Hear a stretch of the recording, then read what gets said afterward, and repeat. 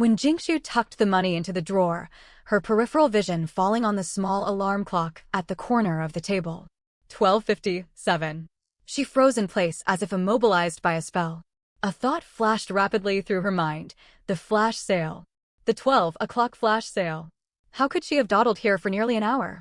Shoot, shoot, shoot, she muttered under her breath and hurriedly called up her system in her mind.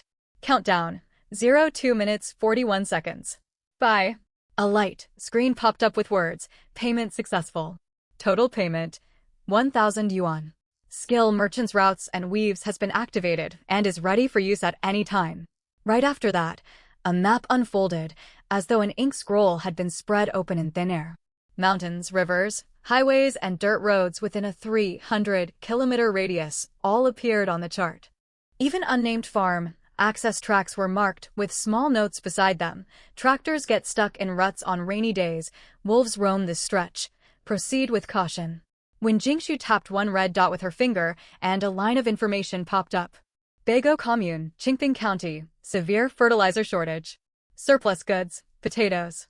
Suggested route, take the dirt road along South River. It is only shorter than the main road, but there is a slope halfway. Bicycles must be pushed up. She could not help letting out a soft gasp, her eyes wide. This was not merely directions, it told her practically every bump along the way. She silently thought supply and marketing cooperative procurement section.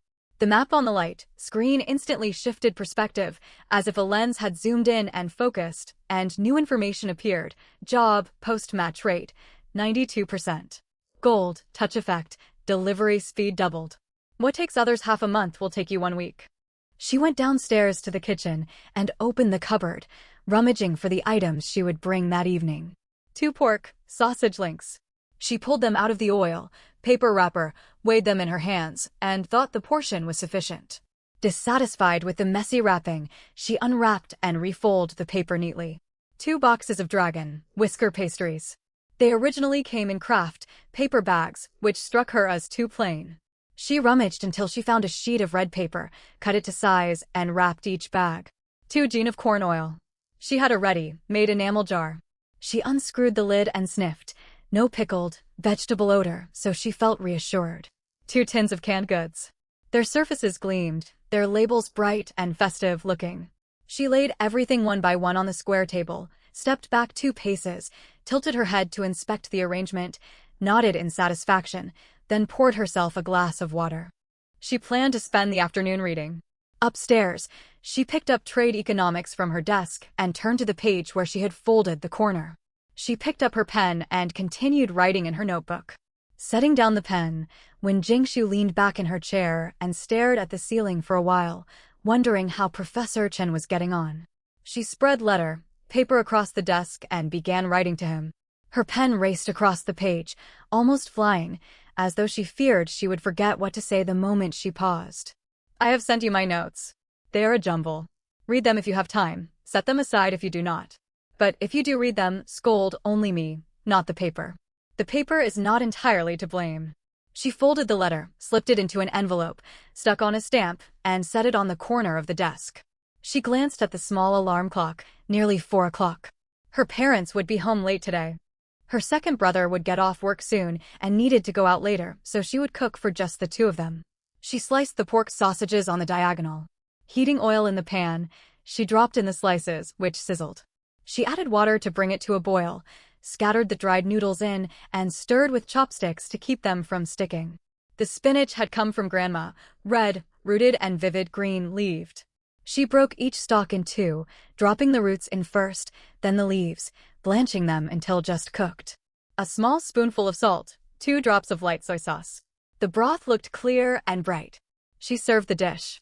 Sausage slices floated on top, spinach arranged alongside, white, green and red, enough to make one hungry at a glance. No sooner had she set the bowl on the main room table than the courtyard gate creaked open. When Yenha walked in, catching sight of the bowls, he twitched his nose. What smells so good? Spinach and pork, sausage noodle soup, just done. Eat it while it's hot. When Jingshu handed him chopsticks, then turned back to the kitchen for a vinegar saucer and garlic cloves. When Yenha bent over his bowl and ate, he chewed with eyes slightly narrowed, as if sampling something fine. When he reached the spinach, he nodded. This spinach is tender. Grandma gave it to me. I visited her this morning. She insisted I bring spinach back, along with tinned goods and peach shortbread. How is Grandma? Wenyenha asked. Very well. She has more energy than I do. She keeps asking why you never go to see her. When Jingshu felt a twinge of guilt as she spoke. Grandma had not specifically mentioned her second brother. She had said none of you come to visit. When Jingshu had changed none of you to you, knowing her brother would never cross. Check with Grandma. Wenyenha took the bait. His chopsticks hovered mid-air, and guilt crossed his face. The hospital has been swamped lately. I will definitely go next week.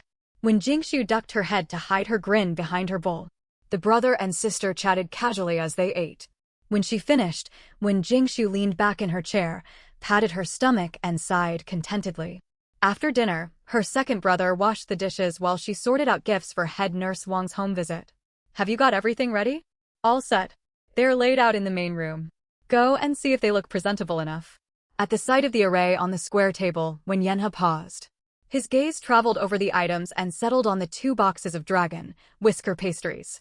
He touched the red wrapping paper. Did you wrap this? Of course.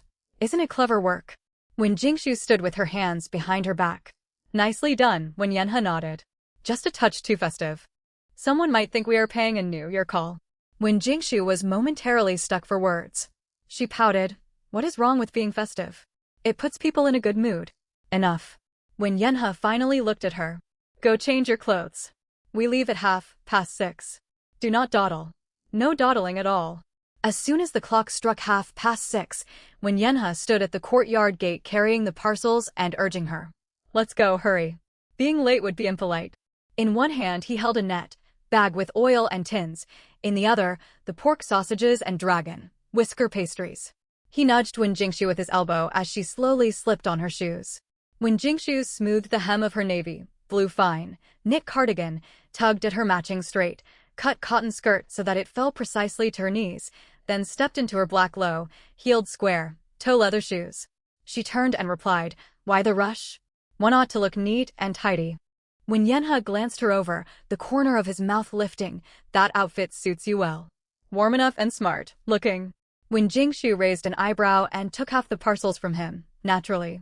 When have I ever dressed poorly? Bantering, she quickened her pace and followed her brother out the gate.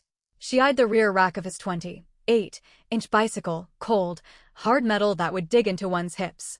Second brother, can you put something on the back seat? It will be uncomfortable to sit on. Always complaining. Though he grumbled, when Wenyenha took off his jacket, folded it thickly and laid it over the rack. Better. You are the best, second brother. When Jingshu smiled broadly and climbed on. When Wenyenha pushed off and the bicycle rolled smoothly forward. Outside the lane, when Wenyenha began, I should tell you a little about head nurse Wang's household.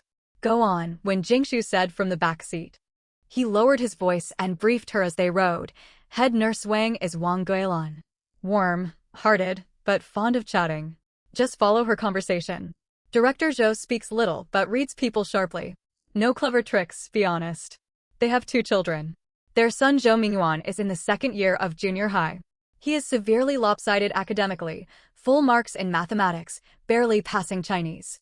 Their younger daughter Zhou Mingwei has just started primary school. Sweet, talks everyone and adores sweets. Those 2 boxes of dragon whisker pastries will be perfect for her. When Jingshu nearly tumbled off the back seat in delight and clutched tightly to Wenyenha's shirt. Watch out. The handlebars wobbled. Once steady, he added, I will not carry you if you fall. You are my brother.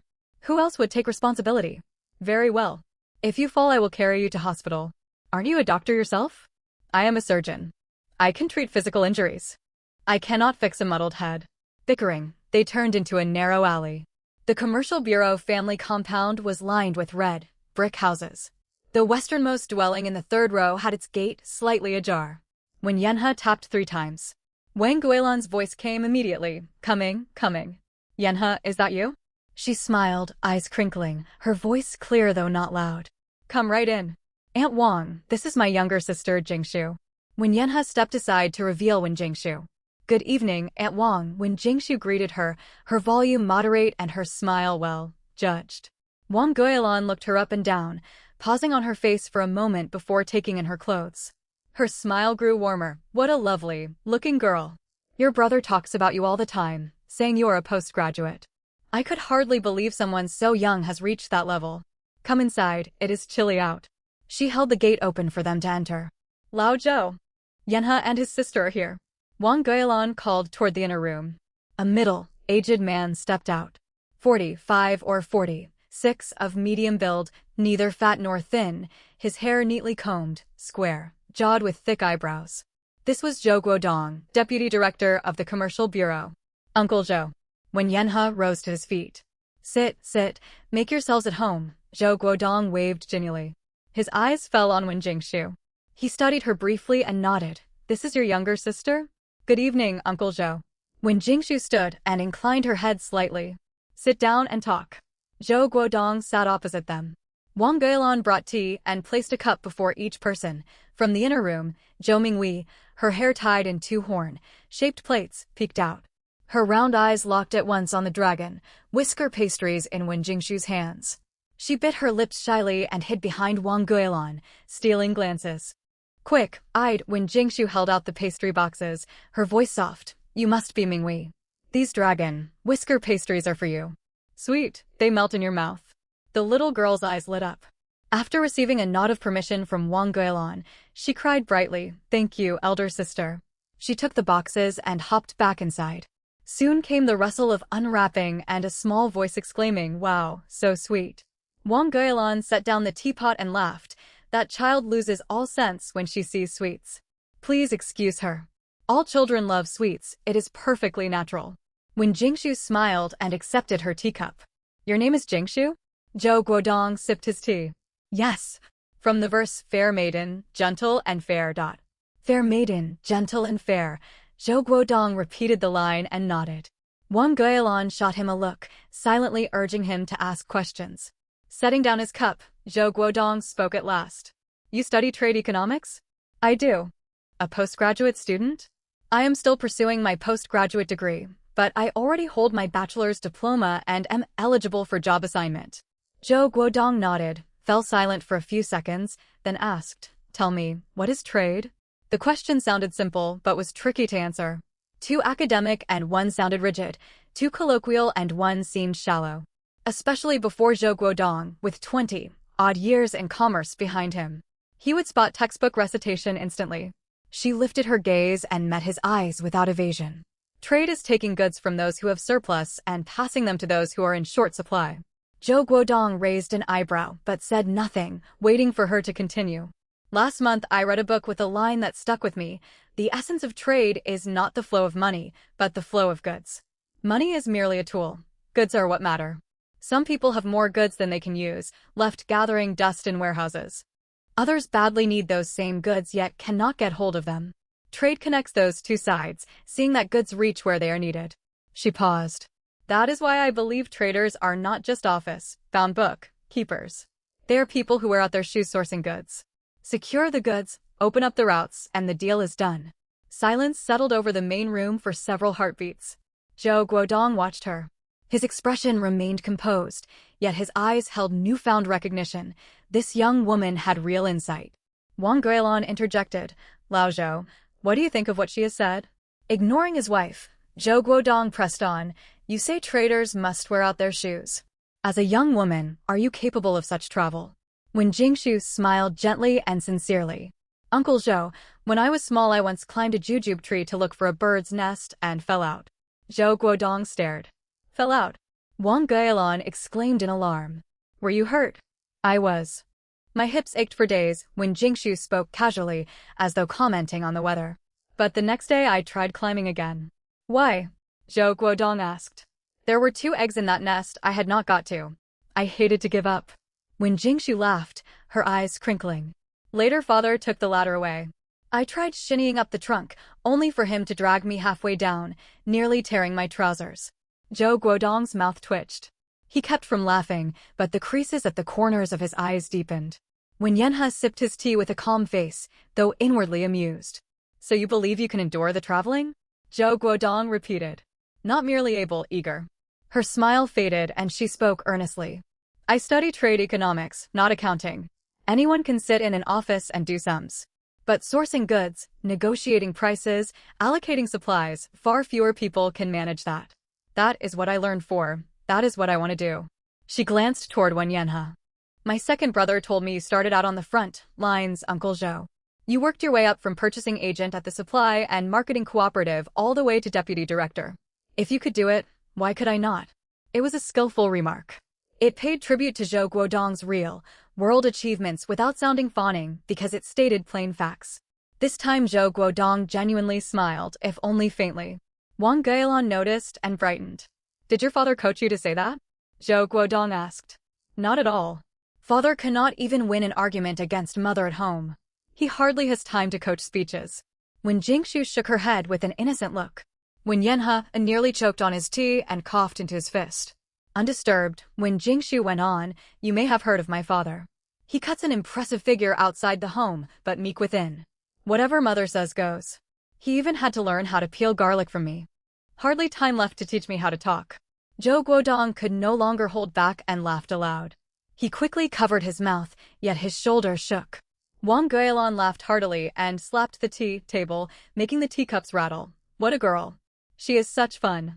Sitting beside them, Wenyanha wore a complex mixture of pride, amusement and exasperation all at once. Does your father truly struggle peeling garlic?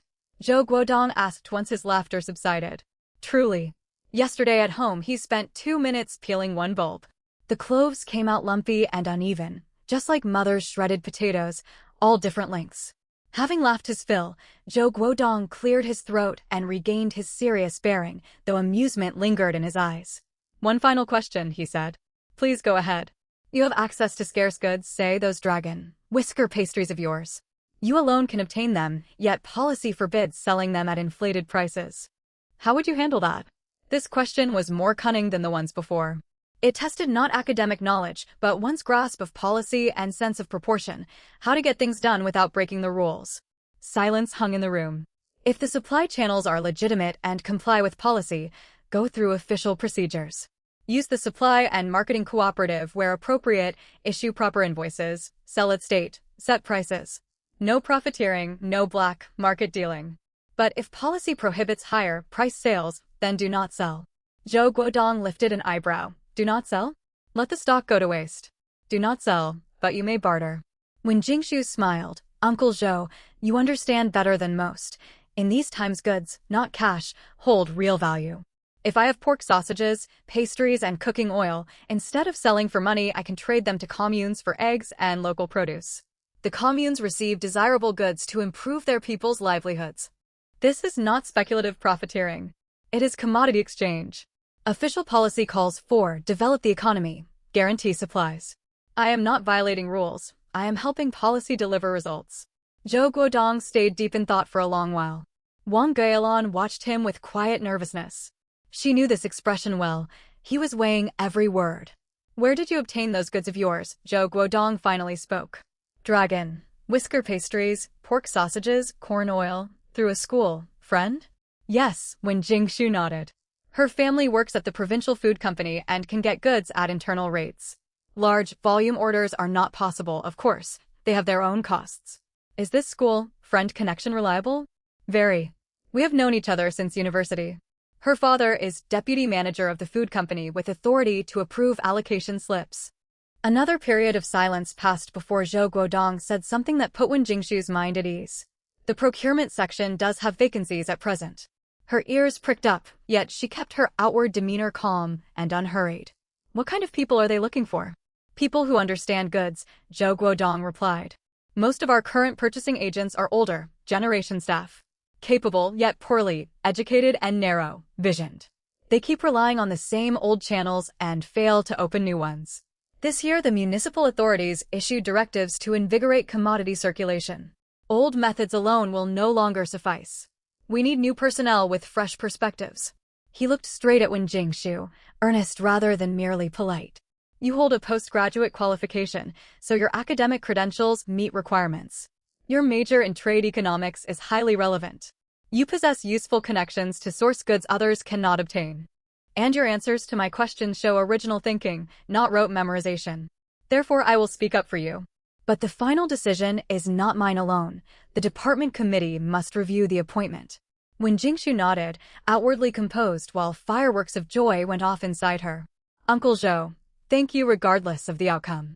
She stood up. Simply granting me this interview and hearing me out is already an opportunity. I shall remember your kindness. Zhou Guodong waved his hand, a faint movement at the corner of his mouth. Wang Gaolan looked on, thoroughly satisfied. She took Wen Jingshu's hand. You are such a sensible child. Rest assured your Uncle Zhou will give this serious attention.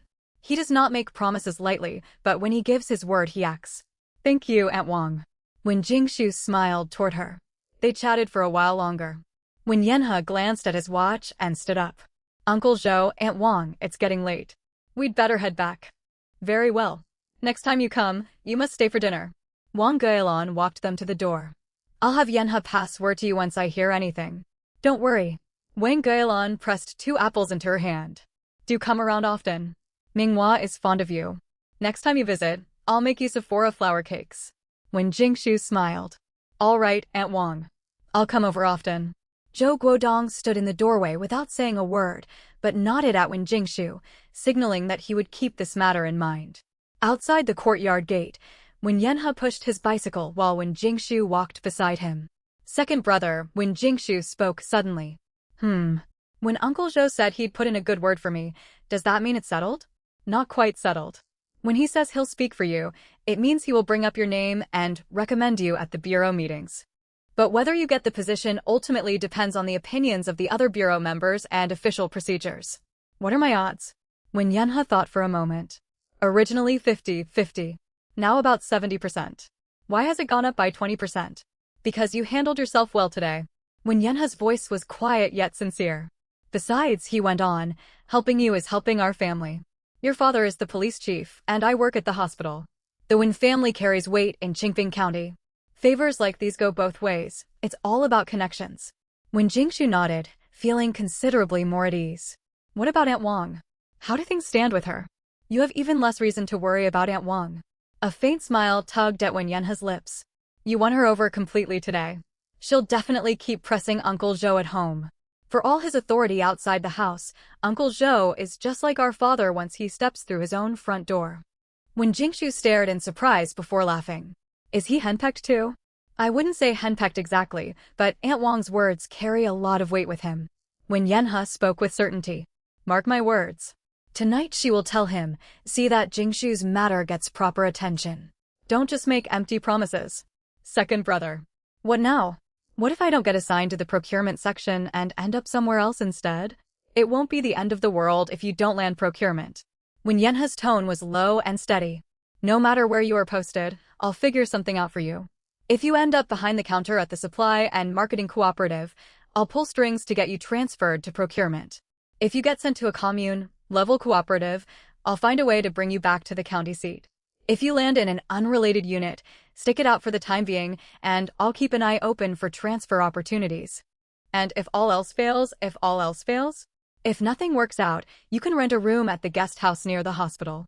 I'll take care of you. When Jingshu froze. Her nose stung and warmth pricked at the corners of her eyes. She leaned her forehead against Wen Yanhe's back and mumbled against his shirt. Second brother, once you have a girlfriend, will you still look after me this well? Then I won't get one. What are you talking about? When Jingshu slapped his back lightly. You ought to find someone. I was only asking out of curiosity. If you skip dating because of me, Mother will skin me alive. Why do you ask so many questions then? I was just curious. Curiosity killed the cat. I'm not a cat. You're a pig. When Yanhe. The bicycle came to a stop at the entrance of the family compound. When Yanhe propped himself on one foot. We're home. When Jingshu hopped off, smoothed her skirt, and glanced upward. Light shone through the upstairs window. Let's go. When Yanhe leaned the bicycle against the jujube tree. Time to report back. In the main room, Lin Qingjun sat drinking tea at the square table, with Wen Zhongping seated across from her. Seeing the brother and sister walk in, Lin Qingjun set down her cup. How did it go?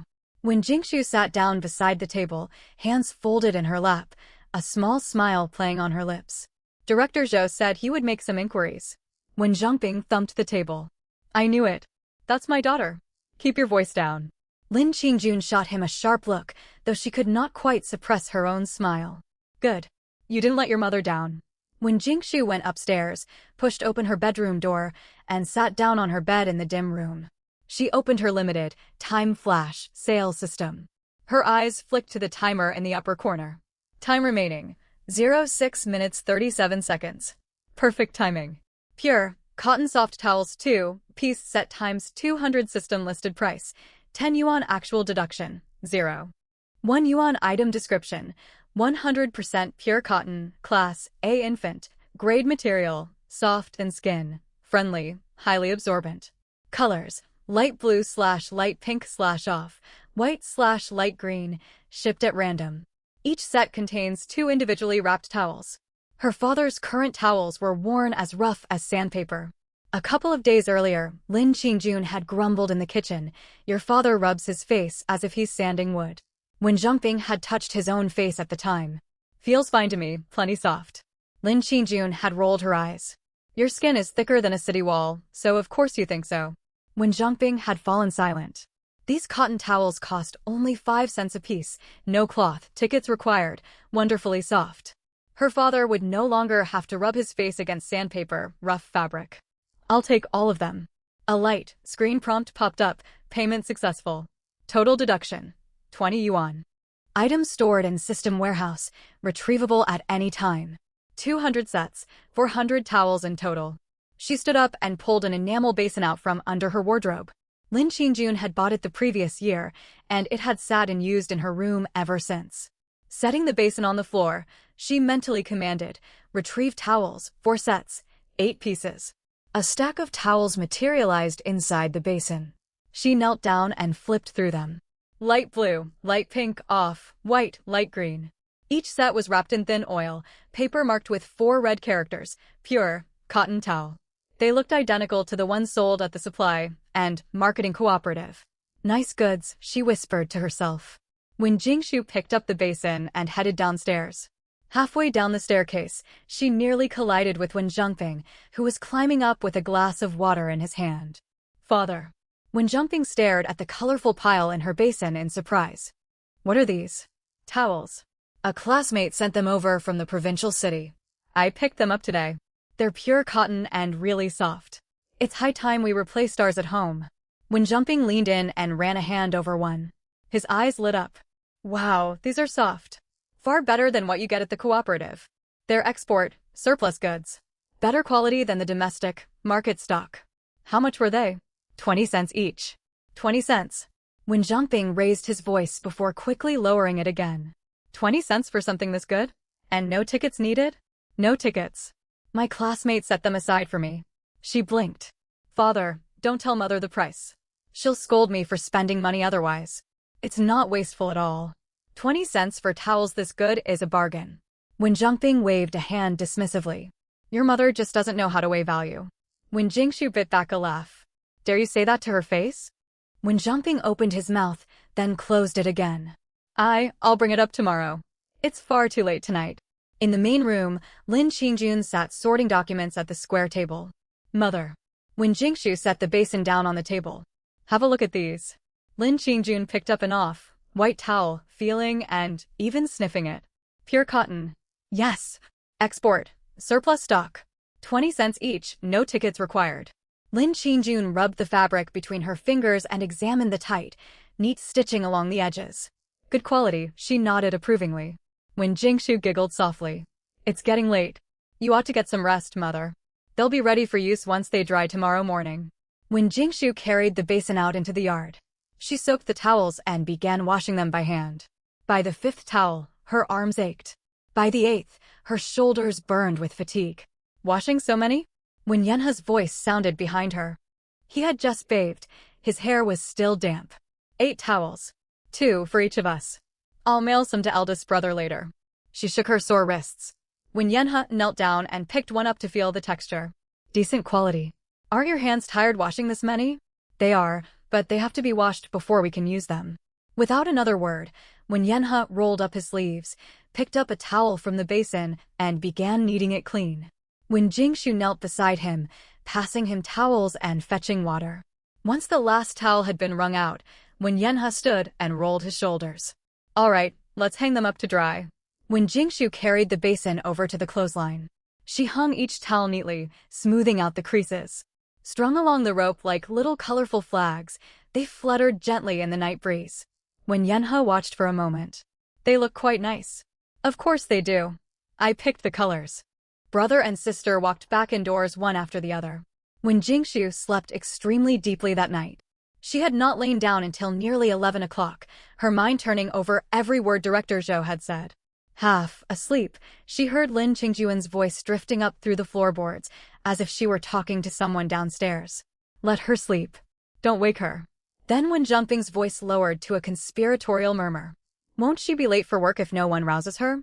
You go on to your own job. This has nothing to do with her. She wore herself out yesterday. I'm worn out too. You are not. If you're that tired, you might as well drop dead. When Jingshu rolled over under her quilt, a smile tugging at her lips. Her father was getting lectured again. She felt the day had not truly begun until she overheard her mother chide him. She burrowed deeper under the covers and rested her head on the pillow, hoping to doze a little longer. But her biological clock would not cooperate. After tossing and turning for an unknown length of time, she finally opened her eyes with a sigh of resignation. She pulled her wristwatch out from under her pillow. 8:02. When Jingshu shot bolt upright, her quilt slipping down to her waist. Her hair stuck out in wild disarray. 8 o'clock? She had slept until 8? Never in her past or present lives had she slept this late. She was disciplined, normally awake at 6:30 without fail, more reliable than an alarm clock. Since crossing over, she had relaxed somewhat, yet still woke before 7. What on earth had happened today? Yawning, she was about to throw back the covers when a chime sounded inside her head. Ding, limited, time flash, sales system activated. Current window, 8 to 9 a.m. time remaining, 57 minutes 48 seconds. Current window goods time remaining, 57 minutes 46 seconds. Dual, head electric ladies shaver times 50 sets. System listed price, 100 yuan actual deduction, 1 yuan. Item description, dual, head design, wet, dry usable, floating cutting head, gentle trimming with minimal skin irritation. When Jingshu stared at the description for a full 10 seconds, slowly she glanced down at her bare calves. Body hair was practically non-existent on her. Her skin was fair and smooth, fine hairs barely visible, like a peeled egg. In her previous life, this had troubled her at times. Before summer arrived, she had tried every method: depilatory creams, disposable razors, wax strips. But in this life, she had no need for such things. Besides, women wore long dresses in this era. Legs were seldom exposed. Even if they were, almost nobody cared about body hair. She would pass on this purchase. Her liquid funds were limited. If something truly valuable appeared later that noon or evening, she did not want to be caught short of money. Putting the item out of her mind, she climbed out of bed. When Jingshu stretched and her joints popped in quick succession like a string of tiny firecrackers, she headed off to wash and dress. Once ready, she went down to the kitchen. A note stuck to the cupboard bore Lin Qingjuan's sharp, forceful handwriting. Millet porridge in the pot. Steamed buns in the steamer. Pickles on the second shelf of the cupboard. Wash the dishes after eating. When Jingshu lifted the pot lid, thick golden millet porridge simmered inside, topped with a layer of creamy congee skin. She was not in the mood for porridge. She craved instant noodles. 50 packs had sat untouched in her system warehouse ever since she had bought them. When her meal was ready, when Jingshu breathed in deeply, there was that familiar aroma. Back in her old life, she had survived on instant noodles through countless late nights writing papers. At the time, she had grown sick of the taste, eating until she felt nauseous. Now, though, the smell struck her as wonderfully appetizing. Perhaps it was simply that she had gone so long without it. She ate quickly, no trace of ladylike manners, slurping loudly. No one else was home to see her anyway. Once finished, she washed the pot and bowls and wiped down the stove. She poured the leftover millet porridge into an enamel jar, put the lid on tight so she could eat it later if she grew hungry. Having tidied the kitchen, she went upstairs to sort out the parcel for Professor Chen. She had planned the contents the night before: 1 letter, 1 notebook, 2 boxes of dragon, whisker pastries, 2 boxes of mixed nuts, 5 pork, sausage sticks, 2 sets of casual home wear, 1 cross, body shoulder, bag, 2 rolls of dried noodles, 5 towels. When she had studied in the provincial city, Professor Chen had treated her extraordinarily well. Again and again, she had pressed money into Wen Jingshu's hands under various pretenses. Remainder from the project grant. Change left after buying my book. Payment for the translation work you did for the university. Only later had Wen Jingshu learned none of it came from official funds. All of it had come straight out of Professor Chen's own pocket. Once everything was packed, she slung the shoulder bag over her bicycle handlebars and pushed the bike out through the courtyard gate. It was the same post office as yesterday, with the same female clerk behind the counter. As Wen Jingshu laid each item out on the counter, the clerk's eyes lit up. You again. She greeted Wen Jingshu with far warmer familiarity than the day before. You sent a parcel to your elder brother yesterday. Who is this one for? My teacher, Professor Chen Yuzhen, in the provincial city. Wen Jingshu arranged the parcels neatly and pushed them forward. The clerk nodded and pulled out a parcel form. Fill this out. Wen Jingshu took the form and bent over the counter to write.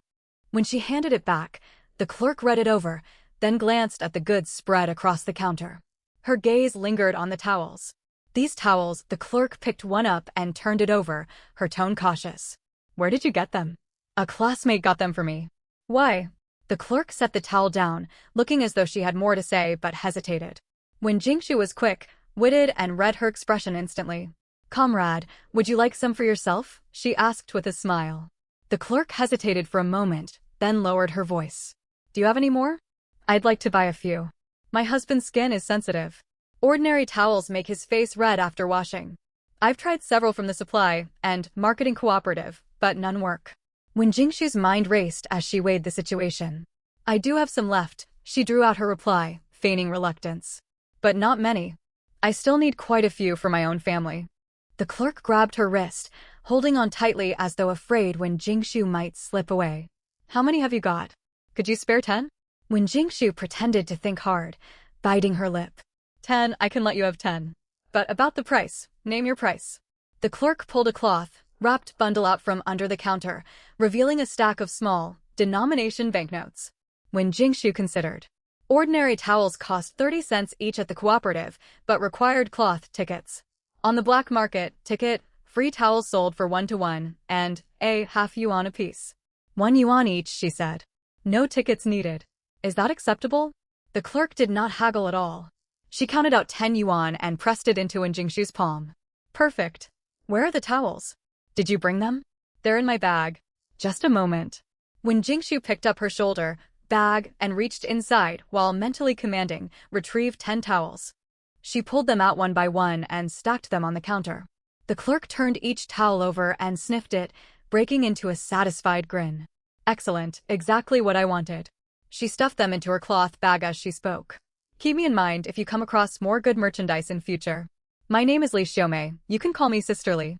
Of course, Sisterly. Wen Jingshu smiled. I'll come to you first next time I have something worthwhile. Li Xiaomei's smile broadened as she handed over the completed parcel form and receipt slip. Sisterly, roughly how long will it take to reach the provincial city? About 3 days. Leaving the post office, Wen Jingshu was in high spirits. 10 yuan had come her way. It was not a huge sum, yet it had been earned effortlessly. She turned down a narrow alley, a shortcut back to the family compound. The lane was so narrow 2 bicycles could barely pass side by side. Halfway along the alley, something struck her as odd. She braked and looked carefully. A figure lay slumped against the wall. Wen Jingshu propped up her bicycle and hesitated. She was not the sort to meddle in other people's business. Growing up in modern-day cities had taught her to keep her distance from strange incidents. Yet her body reacted faster than her thoughts, and she found herself stepping forward. Hey, are you all right? She knelt down. It was a little girl, about 8 or 9 years old. Her hair was dry and yellow, tied into 2 thin plaits held by worn-out rubber bands slipping down the strands.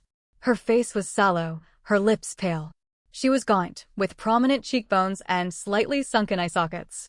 Wen Jingshu felt her forehead, no fever. She checked her breathing, shallow, yet steady. She patted the girl's cheek gently. Little sister? Can you hear me? There was no response. Wen Jingshu pulled a milk candy out of her bag and carefully fed it to the unconscious child. After a little while, the girl's eyelashes fluttered. Wen Jingshu let out a long breath. People lived, it seemed, mostly to stave off hunger. After swallowing the food, the little girl slowly opened her eyes. They were large eyes, black and white clear, yet listless, as if veiled under a thin layer of dust. She stared at Wen Jingshu. Her gaze wandered unfocused for a long moment before it gradually sharpened. Who are you? Her voice was thin and hoarse, like a kitten mewling. I passed by and found you collapsed on the roadside. Wen Jingshu smiled, her tone soft and gentle. Haven't you had anything to eat?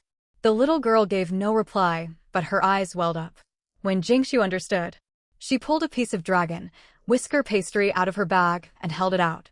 Eat this. It's sweet. The girl looked at the white pastry dusted with soybean flour. She swallowed hard yet did not take it. She lifted her head. Behind those dusty big eyes was a wariness hardly befitting a child. Wen Jingshu's heart tugged. A girl of 8 or 9 ought not to look at the world like that. It's all right, go on. Wen Jingshu pressed the pastry into her hand. I'm not a bad person. I'll leave once you've eaten. Clutching the pastry, the little girl hesitated, then finally gave in and popped it into her mouth. She ate very slowly, nibbling tiny bites as if dreading for it to end. Where do you live? Wen Jingshu asked. Where are your grown-ups? The little girl hung her head and said nothing. Wen Jingshu was about to press further when hurried footsteps echoed from the alley entrance. Little sister. A boy's voice, urgent and panicked, gasping from running. Wen Jingshu looked up. A boy of 15 or 16 came darting into view. He was tall and thin, like a bent bamboo pole. His clothes hung loosely on his frame. His hair was somewhat long, falling messily over his forehead. His face was smudged with dirt, yet his features were handsome beneath the grime. He was just far too underweight. When he reached them and saw Wen Jingshu squatting beside his sister, he froze. Then his expression darkened. He yanked the girl sharply behind himself, shielding her with his whole body. The movement was fast and fierce, like a feral cat raising its hackles. Who are you? His voice grew tight, bluffing with feigned fierceness. What are you doing to her? Wen Jingshu stayed where she was, unruffled. She remained squatting, gazing up at him calmly.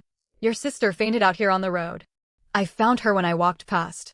She nodded toward the soybean flour still smudged at the corner of the girl's mouth. I gave her a piece of sweet pastry. She just woke up. The boy glanced down at his sister. Sure enough, there was flour on her lips, and her complexion looked better than it had that morning. Some of his tension ebbed, yet his body stayed coiled, like a bow drawn taut. Little sister, is what she said true? He asked. The little girl nodded, her voice barely above a whisper. Brother, it was sweet. The boy's shoulders relaxed. He turned toward Wen Jingshu. His lips parted, and after a long pause he forced out a reply. Thank you. The words came out quiet, almost ground between his teeth, raw and awkward. Wen Jingshu stood up. You're welcome. Your sister fainted from low blood sugar caused by hunger. Get her some proper food. Don't let her go hungry again. A faint flush spread across the boy's face, burning brighter at the tips of his ears. He lowered his head without speaking, his fingers white, knuckled where he gripped his sister's coat. Reading his reaction, Wen Jingshu got a rough sense of the situation. Boys at this age burned with fierce pride. Admitting he could not feed his own sister stung worse than a beating. She said no more and turned to get her bicycle. Sister, the little girl's voice came from behind her, louder than before. Wen Jingshu glanced back. The child peeked half, her face out from behind her brother. Her big eyes sparkled, soybean flour still smudged on her lips. The sweet, it was good. Wen Jingshu smiled, her eyes crinkling. She crouched down and pulled another piece of dragon, whisker pastry from her satchel, retrieved straight from her system inventory, and held it out. Here, keep it. The little girl reached for it, but the boy blocked her. No need. His tone was stiff. You've already helped us. We don't need more. Wen Jingshu met his gaze, did not argue, and simply pressed the pastry into the girl's palm. Then she looked up at the boy. What's your name? After a short hesitation, he answered. Shin Jiheng. Jiheng, how old is your sister? 8. What's her name? Shin Jiwan. Wen Jingshu nodded. Where's your home? Wariness flickered across Shin Jiheng's eyes again, like a startled wild beast ready to flee. He stared at her for several seconds, lips pressed into a thin line, as if weighing a difficult decision. At last he dropped his gaze, his voice muffled. Just turn the corner up ahead. When Jingshu pushed her bicycle forward, Shin Jiheng led his little sister, and the three walked one behind the other. The girl moved slowly, her legs still weak, though her spirits had improved greatly. She held the dragon, whisker pastry tightly in her hand, unwilling to eat it, stealing little glances at it every now and then as though clutching a priceless treasure. When Jingshu kept silent, observing the boy. At 16, a boy ought to be growing fast, yet he was frighteningly thin, clear proof of chronic hunger. His worn clothes were scrupulously clean, collars frayed at the edges held no stain. The little girl's garments were patched but tidy as well. That told her a great deal. Poverty did not equal laziness. Shin Jiheng pushed open a door and stepped aside to let Wen Jingshu enter. The courtyard was tiny, only half the size of Wen Jingshu's own. The packed earth ground was swept spotless, free of weeds. The main room was small. Inside stood a square wooden table and 2 long benches. Most noticeable were 2 merit certificates pasted to the wall, both awarding the title 3 Good Student to Shin Jiheng, dated years earlier. When Jingshu's gaze lingered on the certificates, following her line of sight, Shin Jiheng's cheeks colored. He ducked his head and went to the stove to pour water. "We don't have anything nice to offer. Have some water." He handed over a coarse porcelain bowl chipped along the rim but immaculately washed. When Jingshu drank the water was cool and fresh. She sat down on one bench. Shin Jiwan nestled beside her, still clutching her pastry, smelling it from time to time without taking a bite. "Why aren't you eating it?" When Jingshu asked. Shin Jiwan lifted her large eyes and said earnestly, "I'm saving it for brother." When Jingshu thought of her own 2 elder brothers, she turned to Shin Jiheng. "Where are your parents?" His features froze. After several seconds of silence, his voice dropped. "They were sent down to the countryside." When Jingshu asked no further questions. She knew full well what that phrase meant in these times. "It's just the 2 of you?" Shin Jiheng nodded, jaw tight, his Adam's apple bobbing. "I go to the black market every day to sell things," he mumbled, staring at the floor. "Earn grain to cook for my sister. Things used to be manageable, but lately, goods are hard to come by, business is bad and—" He trailed off, yet when Jingshu understood. Success in the black market depended entirely on supply. With desirable goods, you thrived. Without them, you got nothing. At his age, with no connections or channels, all he could peddle were home-grown vegetables and saved-up eggs, small quantities that fetched little money. "What do you sell?" When Jingshu inquired. "Eggs, when I have them. I had 2 old hens some time ago. One got stolen and the other hardly lays anymore." A bitter smile tugged at his mouth. When Jingshu fell quiet, her mind racing. What did she lack most right now? Money. After buying her skills, she had a little over 100 yuan left. It sounded substantial, yet it would vanish fast if the system rolled out more valuable items. What did she have in abundance? Goods. Her system warehouse was stuffed with hundreds of pork, sausage sticks, dozens of barrels of cooking oil, hundreds of rolls of dried noodles, hundreds of towels, and boxes upon boxes of dragon, whisker pastry gathering virtual dust. She needed a channel to turn those goods into cash. But she could not appear in person. Her father was the chief of police. If she were caught speculative trading, the scandal would be catastrophic. Shin Jiheng, on the other hand, already operated within black market circles. He had practical experience, contacts, and a desperate need for supplies. It seemed like a perfect match. Still, she could not bring up the proposition right away. She first needed to judge whether the boy was trustworthy. "How old are you?" she asked. 16. "Aren't you in school?" He stared at his knees, picking at the fabric of his trousers. "I dropped out. Before father left, he told me to take care of my sister. School will have to wait for better days." His tone was flat, yet when Jingshu caught the undercurrent of regret. 16 was the prime age for studying. Those old 3 good student certificates still hung on the wall, while their owner had left school behind. When Jingshu stood, "I should head home." Shin Jiheng looked surprised by her sudden departure and rose quickly. "I'll walk you out." "No need." She waved him off. At the doorway, she glanced back at Shin Jiwan. The little girl sat on the bench, pastry clutched in her hands, big eyes watching her go, brimming with unspoken longing, yet she did not beg her to stay. When Jingshu smiled, "Jiwan, I'll come see you tomorrow." Shin Jiwan's eyes lit up and she nodded hard. When Jingshu pushed her bicycle out of the alley, instead of going straight home, she turned aside, stopped beside a wall, and pulled 2 rolls of dried noodles and 2 pork sausages out of her system inventory from her satchel. After a moment's thought, she added 2 more pieces of dragon whisker pastry. She wheeled back toward the house. Shen Jiheng was squatting in the courtyard chopping firewood. He lifted his head at the creak of the gate, utterly astonished to see Wen Jingshu return.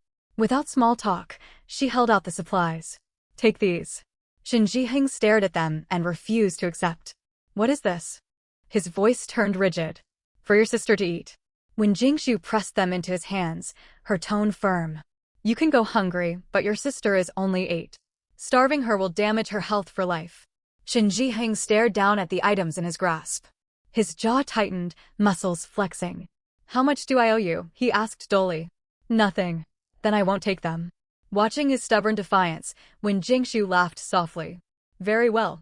You can pay me back when you have the money. He hesitated, then accepted the parcels and set them on the stove bench.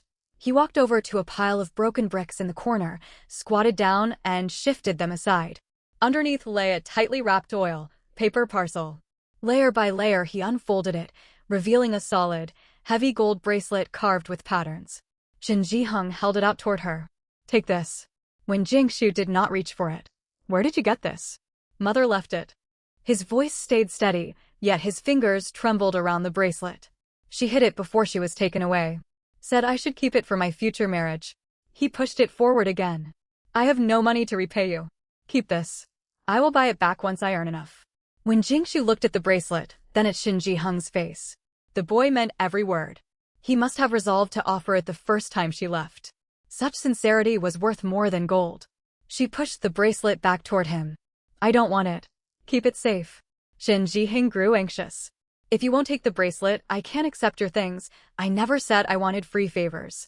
When Jingshu cut him off. I have goods to sell. Shen Jiheng froze. What kind of goods? Pork sausages, corn oil, dried noodles, towels, plus some pastries. She lowered her voice. Better quality than the supply, and marketing cooperative, cheaper than black market prices. No ration tickets required. How much stock do you have? His voice shook with disbelief and excitement. As much as you need. She spoke confidently, then added a caution. But take it slow. Never move too much at once. Safety comes first. Shen Jiheng nodded vigorously, his mind already racing with calculations.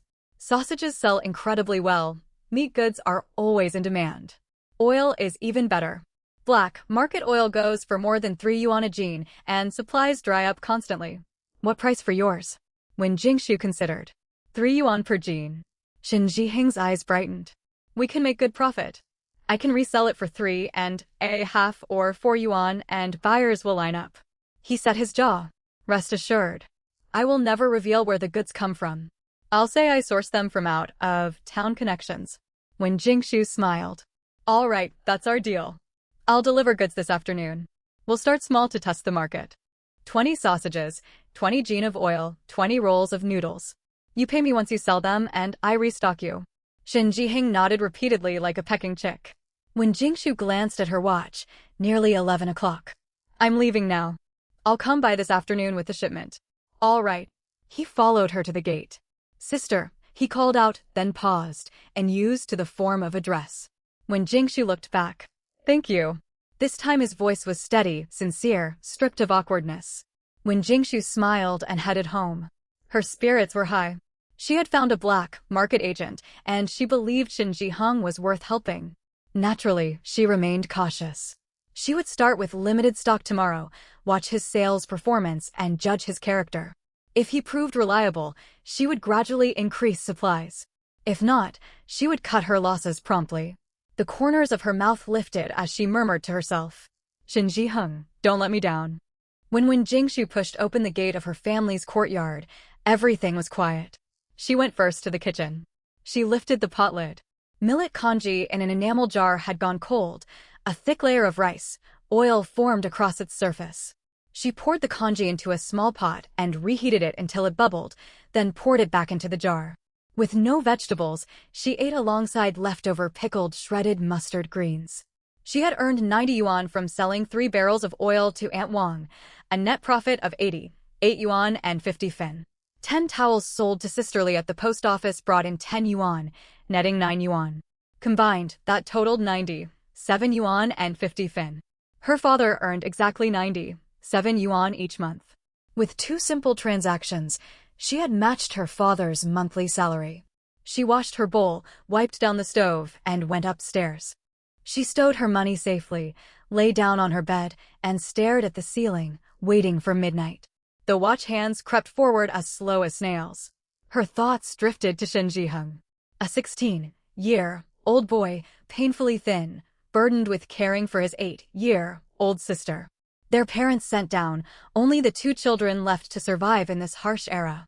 She recalled Shen Jiwan clutching her precious pastry, determined to save it for her brother. Her heart ached again. The little girl was frail as a kitten, yet sparks of light still shone in her eyes.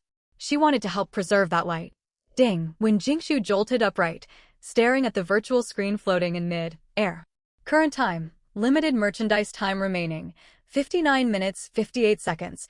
Time, limited unique weight of words SSR active skill times 1. System listed price, 1 million yuan actual deduction, 10,000 yuan. She gasped, then choked on her own breath and coughed. 10,000 yuan. How long would it take her to save that much? When Jingshu sighed deeply, pulled her pillow over her face, and mumbled into the fabric. I don't feel like working so hard anymore. Sleep. She had to deliver goods to Shen Jiheng's place in the afternoon, plus browse the supply and marketing cooperative. Too many tasks to waste time being frustrated with the system. She woke and set off toward Shen Jiheng's home. When she drew near, she retrieved the goods from her system warehouse, 20 pork sausages, 20 jean of corn oil, 20 rolls of dried noodles. The gate opened. The boy stood in the doorway. Staring at the pile of goods, he stared in shock before hurrying forward to take them. Sister, why did you bring so much? He carried the basket inside. 20 sausages, 20 jean of oil, 20 rolls of dried noodles. When Jingshu followed him into the courtyard, Shen Jiheng set the bamboo basket down on the stone table. He first opened a pack of pork rib sausages, took one out, turned it over in his hands, then brought it close to his nose and sniffed. His eyes lit up. Sister, this sausage has so much meat. He swallowed, put the sausage back and rewrapped the package. I've seen sausages sold on the black market before. They are mostly starch. Biting into them is like chewing dough. Yours are clearly top-notch goods. Next he lifted the oil jar's oil, paper cover and took a sniff. He nodded and resealed it carefully. He did not even unwrap the dried noodles, just nodded. I trust whatever you bring, sister. Warmth stirred in when Jingshu's heart at his unquestioning trust. Still, she kept her tone business-like. We already settled the prices, 3 yuan per sausage, 3 yuan per jean of oil, 50 yuan per roll of dried noodles. You can set your own selling price. Just give me back my cost once everything is sold. Any profit is yours. Sister, that comes to 130 yuan in total. I don't have the money right now. Could I pay you after I sell them? I can leave this jade bracelet with you as collateral. No need. I trust you. When Jingshu stood up from the stone bench. I'm heading off. All right. Shen Jiheng walked her to the gate, then suddenly called out sister. When Jingshu turned back. Jiwan says thank you. Shen Jiheng did not look at her as he spoke. His gaze rested on the half-worn pomegranate tree in the corner of the yard, his voice muffled. She says you're a good person. When Jingshu smiled, her eyes crinkling. Tell Jiwan I will come by tomorrow. Shen Jiheng nodded without another word and stood in the doorway watching her push her bicycle out of the alley. Riding out of the lane and onto the main street, when Jingshu headed for the supply and marketing cooperative. She paused for a moment outside, scanning the surroundings. She was not there to buy anything. She was scouting the location. Director Zhou had mentioned that the purchasing department needed new staff, people who knew merchandise. If she wanted a position there, she first had to learn what the cooperative sold, what it lacked, what sold well and what sat unsold in stock. Market research, that was what it was called. When Jingshu wandered around the cooperative for more than 10 minutes, examining every item on display, she sorted her observations in her mind and drew several conclusions. First, daily use goods at the cooperative were limited in variety and uniform in style, failing to meet ordinary people's diverse needs. Second, food items were mostly basic staples. Fine pastries and high-grade candies, such luxury goods, were scarcely available. Third, shop assistants generally provided poor service, though this stemmed less from individual character and more from the system itself. Fourth, and most important, the cooperative suffered shortages. Not just shortages of a few items, but shortages across the board. Shelves appeared full, yet stock for each product was scant. Some spots held nothing more than 1 or 2 display samples. Real inventory was presumably kept in the back warehouse. Given the general material scarcity of the era, the warehouse would likely not fare much better. She walked out of the cooperative and got back on her bicycle to head home. It was nearly 5 o'clock by the time she arrived. Her parents would soon finish work, and her second brother should be home too. It was time to cook. She thought things over. Her parents and brother had labored hard all day. They deserved something warm and easy to digest for supper. Dried noodles were perfect, quick to prepare and comforting. She would slice up some pork rib sausage for extra flavor, add spinach at the last minute, blanch it briefly until it turned a bright appetizing green. She lifted the pot lid. Hot steam billowed outward, carrying the rich aroma of pork rib sausage, the fresh sweetness of spinach and mellow sesame oil, a fragrance tantalizing enough to stir anyone's appetite. She ladled the noodles into 4 bowls. One bowl got extra slices of sausage for her father, who loved meat. One bowl held less noodles and more broth for her mother, who ate lightly in the evenings but enjoyed soup. Another bowl was generously topped with noodles, greens, and meat for her second brother. He had stood through surgeries all day and needed a filling meal. Her own bowl held a moderate portion of noodles with a few slices of sausage. 4 neatly arranged bowls sat on the kitchen counter. She also sliced a small plate of shredded pickled vegetables, drizzled with sesame oil and chili oil, its bright red hue looking wonderfully appetizing. She was carrying the bowls toward the main hall when the courtyard gate creaked open. "Jingshu, I'm home." Lin Qingjuan's voice drifted in, tinged with fatigue. Setting the bowls down on the table, when Jingshu hurried out to take the document satchel from her mother. "Mom, why are you so late today?" There was a meeting at the bureau that dragged on until 5. Lin Qingjun slipped off her shoes, walked into the main room and spotted the noodle bowls on the table. "Did you make this?" "Of course. Your daughter is quite capable." When Jingshu smiled and pulled out a chair for her, Lin Qingjun sat down, picked up her chopsticks and sampled some noodles. She chewed and nodded. "The noodles are cooked just right, neither hard nor mushy. The pork rib sausage smells great, though you sliced it too thin. Next time cut thicker slices for a heartier bite." "I'm home." When Zhangping's booming voice echoed from the yard. He stepped inside, dust dusting his cap and faint smudges of dirt on his navy uniform, evidence of a long journey. "Dad, you're covered in dust." When Jingshu handed him a damp towel. "The road to the municipal bureau is under construction, clouds of dust everywhere." When Zhangping wiped his face and hands, then caught sight of the food. "Well, noodles for supper. Pork rib sausage and spinach noodles, fresh off the stove. Eat while hot." When Jingshu pushed the bowl loaded with extra sausage toward him. When Zhangping glanced down and his eyes lit up. "This one has lots of sausage. My daughter knows exactly what I like." He took a big mouthful, slurping the noodles noisily. Chewing slowly, his eyes crinkled with delight. "Delicious. The noodles have good texture, and the sausage is excellent." When Yenhe was the last to return, arriving close to 6. "Second brother, what kept you?" When Jingshu brought over his prepared bowl. "An emergency patient came in and held me up." When Yenhe washed his hands and sat down. Lin Qingjun set down her chopsticks, sipped some soup and wiped her mouth. "Jingshu, I need to talk to you about something." "What is it?" When Jingshu looked up. "Tomorrow I'm going on a research trip to Big Willow Commune. I can drop by to visit your maternal grandmother on the way." Lin Qingjun spoke calmly, yet when Jingshu noticed the faint downward tug at the corner of her mouth. "You know how it is at grandma's. Living conditions in the countryside are harsh, and her health is declining year by year. I ought to check on her."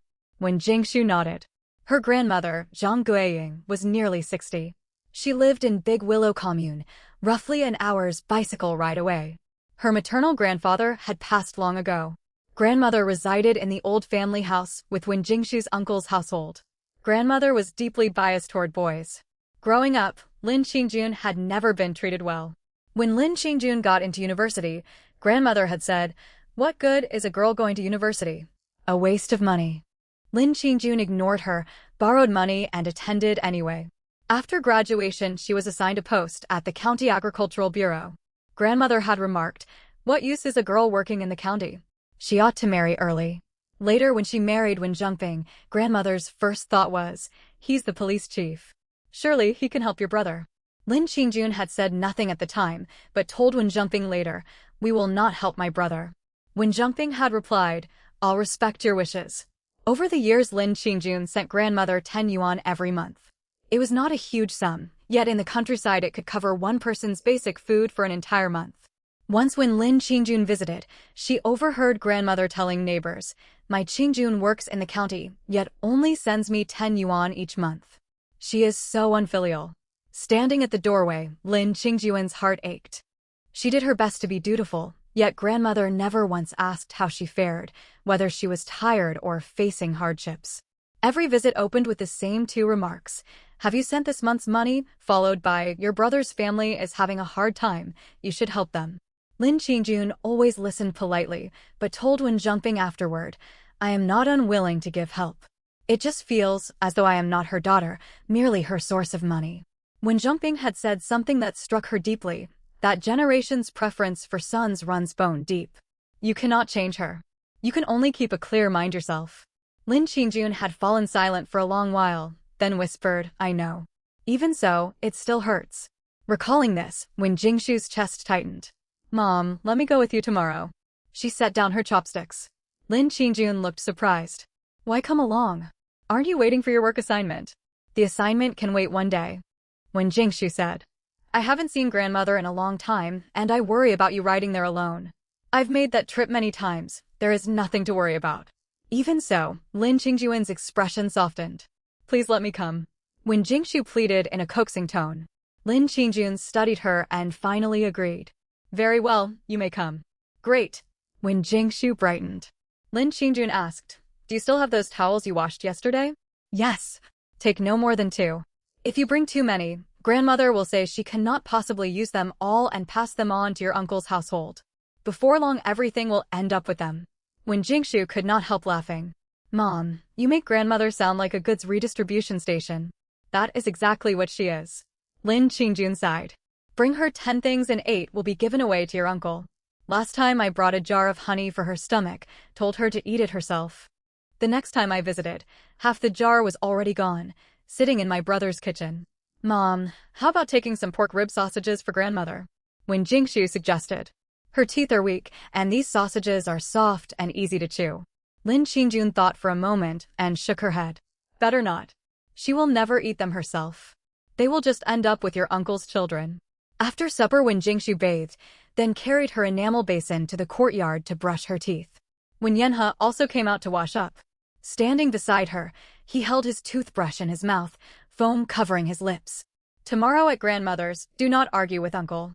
"When have I ever argued with him?" "Last time you visited, he said girls gain nothing from schooling." You retorted, "That is wrong, the value of education has nothing to do with gender." He was absolutely furious. Wen Jingshu vaguely remembered the incident.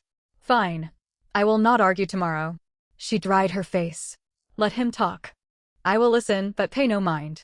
That is the right attitude. Wen Yanhe rinsed his mouth and wiped his lips. "Still, do not accept unfair treatment. Your older brother has your back." I get it. "Why are you talking so much today?" Wen Jingshu playfully gave him a light shove. "I talk this much for your sake only." Wen Yanhe flicked her forehead. Wen Jingshu covered her forehead and glared. "Wen Yanhe, if you do that again I will tell Mom." "Go ahead. Mom won't scold me for that." Chuckling, Wen Yanhe went back inside. At 3 minutes to 8, Wen Jingshu sat cross-legged on her bed. Her quilt was neatly folded, pillows propped behind her back, and an enamel mug rested on the nightstand. Her wristwatch lay beside the pillow, its second hand ticking steadily. Ding, current time, limited goods remaining time, 59 minutes 58 seconds. 1. Fingertip home, use blood oxygen monitor times 10 units. System listed price, 30 yuan actual deduction, 0.3 yuan. Product description, medical, grade accuracy. Displays blood oxygen saturation and pulse rate. Readings available in 8 seconds.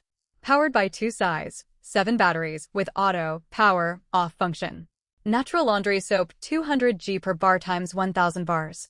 System listed price, 5 yuan actual deduction, 0.05 yuan. Product description, plant-based formula, no fluorescent agents. Rich lather, easy to rinse. Ingredients, coconut oil, palm oil, natural alkali. gentle on hands and fabrics. Individually wrapped. Children's face cream 20g per box times 30 boxes. System listed price. 30 yuan actual deduction. 0.3 yuan. Product description. Mild and non-irritating. Moisturizing, prevents chapped skin. Suitable for children aged 0 to 12. Ingredients. Squalane, avocado butter, vitamin E, free of artificial fragrance, pigment, and alcohol. All 3 items were exceptionally practical and highly desirable. The blood oxygen monitor, she would keep one for emergency use and would not let others borrow it. All 1,000 bars of laundry soap, she would take every single one. When Jingshu mentally calculated. At the supply and marketing cooperative, a bar of soap cost roughly 30 fin and required industrial coupons. On the black market it could sell for 1 yuan, and stock was often unavailable. This was worth stockpiling. Laundry soap did not expire. It could be stored indefinitely. The household used it every day for clothing, bed sheets, and towels. No more rationing soap at home. It also made decent gifts. Soap was a scarce commodity in this era. Country folk mostly washed clothes with soap pods. Owning real soap was considered a luxury. Payment successful. Total deducted. 50 yuan. Goods stored in system warehouse, withdrawable at any time. Third item. All 30 boxes of children's face cream. System listed price 30 yuan. Actual deduction 9 yuan. Merely 30 fin per box. Clam, shell ointment at the cooperative cost 5 fin, but it was greasy and absorbed poorly. By contrast, the system cream contained premium ingredients, squalane, avocado butter, and vitamin E, gentle and safe for adults as well as children. I will take all of them. Payment successful. Total deducted, 9 yuan. Goods stored in system warehouse, withdrawable at any time. Altogether, she spent 59 yuan and 30 fin. Footsteps came from downstairs, followed by Lin Qingjuan's voice. Jingshu? Are you asleep? Not yet. Come upstairs, Mom, she called out. Footsteps climbed the stairs. Lin Qingjun pushed open the door. She wore a pale blue cotton nightgown, her hair loose after bathing. Still awake? We have to get up early tomorrow for grandmother's. She sat down on the edge of the bed and glanced at the open copy of Trade Economics on the nightstand. Reading again? You cannot get enough even after reading all day. I wasn't reading. I had just lain down when you came in. When Jingshu pulled her quilt higher, tucking her legs underneath and shifting inward to make space. Sit here, it is more comfortable leaning against the headboard.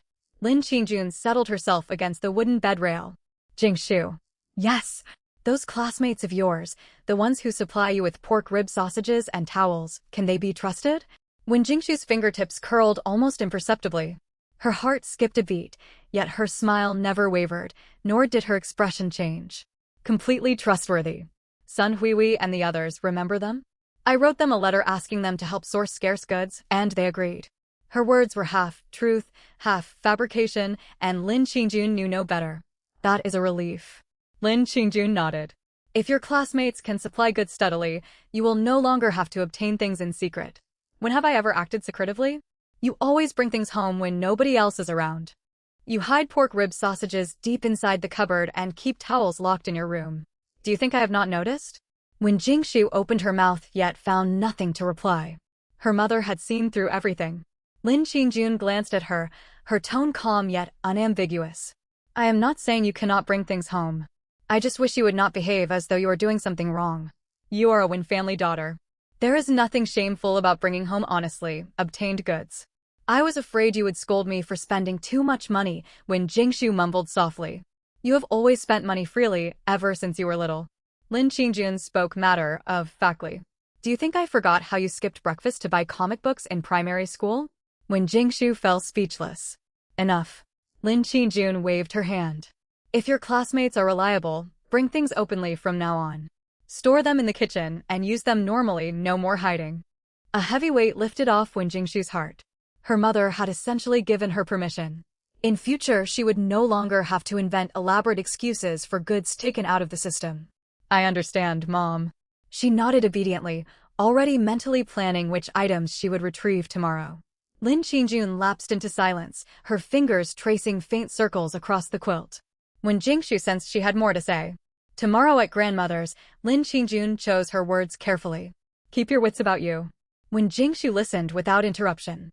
Grandmother's preference for boys has persisted her whole life and cannot be changed. Let her talk, and do not take hurtful remarks to heart. Pretend you never heard them. Her voice stayed even, yet when Jingshu noticed her fingertips pressed hard enough to leave small indentations in the fabric. As for your uncle, Lin Qingjuan's brows drew together slightly. He has a sharp tongue. Spoiled since childhood, he believes the whole world ought to cater to him. Mom, I won't talk back to Uncle tomorrow, when Jingshu took the initiative to state. Lin Qingjun shot her a glance, the corners of her mouth tugging upward. You sure know what I was about to say. Of course I do. I'm your daughter, after all. Quit your chatter. Lin Qingjun reached out and tapped her lightly on the forehead. I'm not telling you to swallow everything, just don't let that sort of person get under your skin. Your uncle, you could talk till you're blue in the face and he'd still never think he's in the wrong. Why waste your breath? When Jingshu nodded, thinking her mother made perfect sense. There were some people you could never reason with, because they simply had no desire to listen. But Lin Qingjun shifted her tone, her voice dropping a notch yet growing heavier. Jingshu, mark my words. Not talking back does not mean you have to suffer wrongs in silence. When Jingshu lifted her head and looked at her mother. Take whatever grandma says, don't take it to heart. But if your uncle says something offensive, don't hold back. We're only going to grandma's place tomorrow for a visit. Head home early if nothing comes up. If grandma asks you to stay for dinner, eat. Don't turn up your nose at the food. When Jingshu nodded. If your uncle tries to borrow money from you, Lin Qingjun paused here, locking eyes with Wen Jingshu, tell him you have none. Then I'll tell uncle I have no money tomorrow, when Jingshu nodded obediently. That's right. Lin Qingjun nodded in satisfaction, adding another reminder. If grandma tries to press things into your hands, don't accept them. When Jingshu thought of how her paternal grandmother would press money, vegetables, and canned goods on her, warmth welling up inside her. Both were elderly women, both liked giving things, yet her two grandmothers were worlds apart. Her paternal grandmother gave whole-heartedly, finding joy in the very act of giving. Her maternal grandmother's gifts felt more like a transaction. She gave something expecting you to pay her back in return. I understand, Mom, when Jingshu said. I won't take whatever grandma offers. Tell her to keep it for herself. Good girl. Lin Qingjun patted the back of her hand and stood up. All right, it's getting late. Get some sleep. We have to get up early tomorrow. You too, Mom. We'll go by bicycle. You sit on the back seat. It's 20 li there. I'm afraid you'll tire yourself out riding alone. When Jingshu blinked in surprise then laughed. Mom, are you sure you can carry me? Why wouldn't I? Lin Qingjun raised an eyebrow. Back in the day, I rode all the way from the county seat to the city in one go. When was that? 20 years ago. Enough chatter. Hop on the back, I'll take you. Lin Qingjun waved her hand. Your cycling skills, you nearly crashed into a wall last time. I'd never dare let you carry me. When Jingshu's face flushed. Mom, we agreed never to bring that up. I didn't bring it up. I only said you nearly crashed, not that you actually did. What difference does that make? Lin Qingjun reached the doorway, then suddenly turned around. Jingshu. If you really get wronged, come tell me. I've got your back. I know, Mom. I won't let myself be pushed around. Don't underestimate me. Lin Qingjun gave her one more look, said nothing else, and walked out of the room. A moment later, when Zhangping's voice came from the next room. Qingjun, could you check if this shirt is suitable for tomorrow? Wear whatever you want. It's not a blind date. I just don't want to embarrass you. You'd embarrass me no matter what you wear. When Jingshu was jolted out of sleep by urgent knocking on the door. Jingshu, wake up. It's 6 o'clock. Lin Qingjuan's voice came through the wooden door.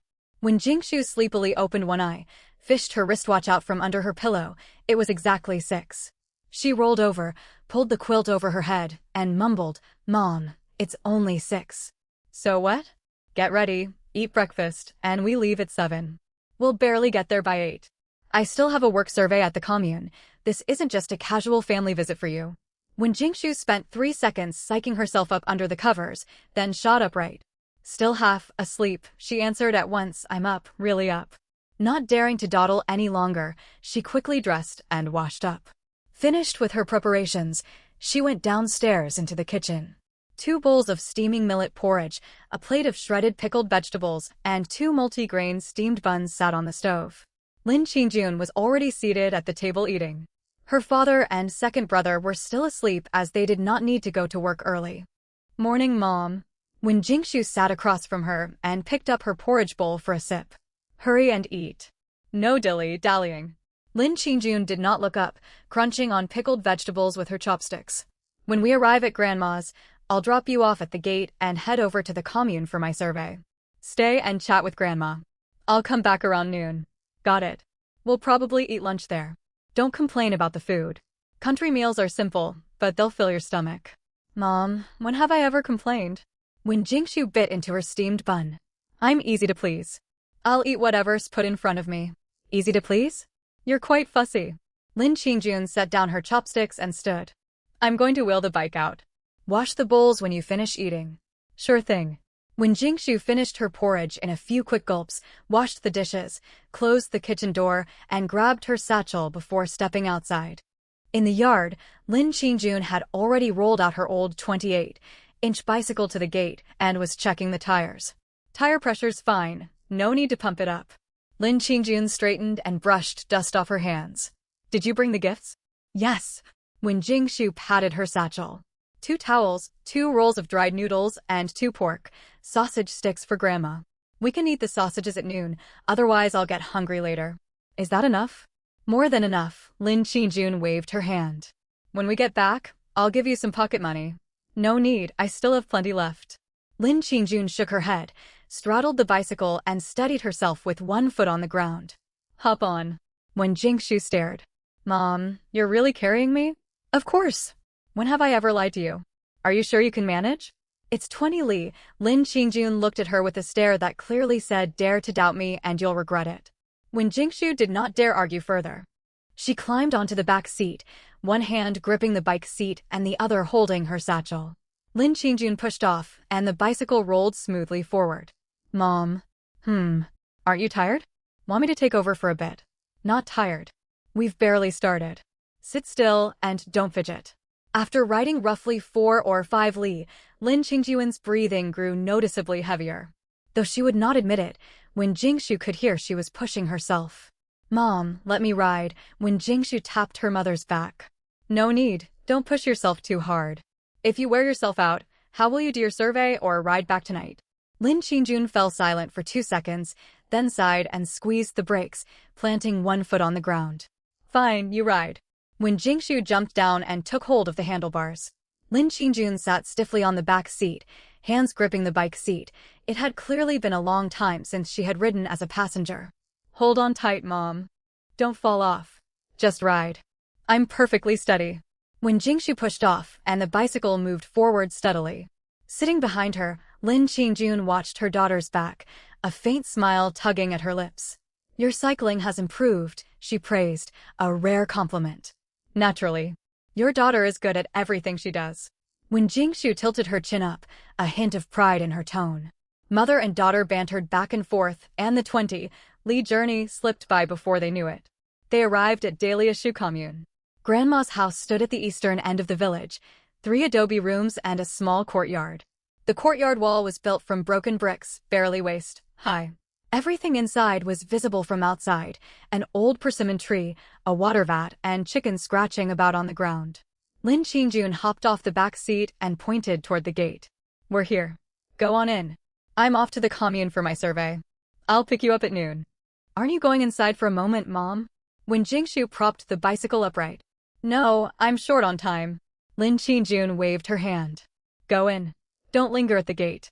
When Jingshu nodded, picked up her satchel and walked toward the courtyard. She took a deep breath and pushed the gate open. Grandma? I'm here. The courtyard was quiet. The chickens, startled by her voice, flapped their wings and scurried away. The curtain over the main house doorway lifted, and an elderly woman stepped out. In her 60s, her gray, streaked hair was coiled in a bun secured with a black hairnet. She wore a gray, blue traditional jacket with frog buttons, loose black trousers, and soled cloth shoes she had stitched herself. Deep wrinkles creased her face, especially the furrows across her forehead, carved as if by a knife.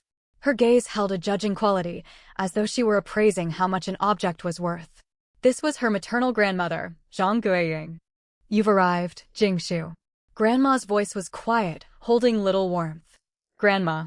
When Jingshu stepped forward and handed over the gifts she had brought. I brought you 2 towels, 2 rolls of dried noodles, and 2 pork sausage sticks. The towels are pure cotton, nice and soft for you to use. Grandma took the parcels, glanced through them, and nodded. Put them inside the house. When Jingshu followed her into the main room. Sit. Grandma gestured to a long wooden bench and sat down opposite her. Where's your mother? Mom's doing a work survey at the commune. She said she'll be back at noon. A survey? Grandma huffed. Your mother, always wrapped up in her work. Never tends to family or her children, only cares about her job. When Jingshu smiled faintly and said nothing, Grandma looked her up and down, scanning her from the top of her head to the tips of her shoes, then frowned. Dressing so nicely, and for whom? There's so much dust out in the countryside, you'll get filthy in no time. It's all right, Grandma. This fabric holds up well against dirt. You shouldn't wear clothes like this out here, Grandma retorted, her tone self-assured, as if her words were beyond question. You city folk are so fussy about clothing. Us country people wear whatever we have and get by just fine.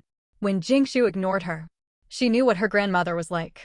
Argue with her, and she would only dig in her heels. Give no reaction, and she would soon lose interest. Where are Uncle and the others? She asked, changing the subject. Out in the fields. Grandma glanced out the window. Your uncle, aunt, and eldest cousin are working the land. Your cousin Xiaolan is at home, working in the backyard. Your third cousin is at school.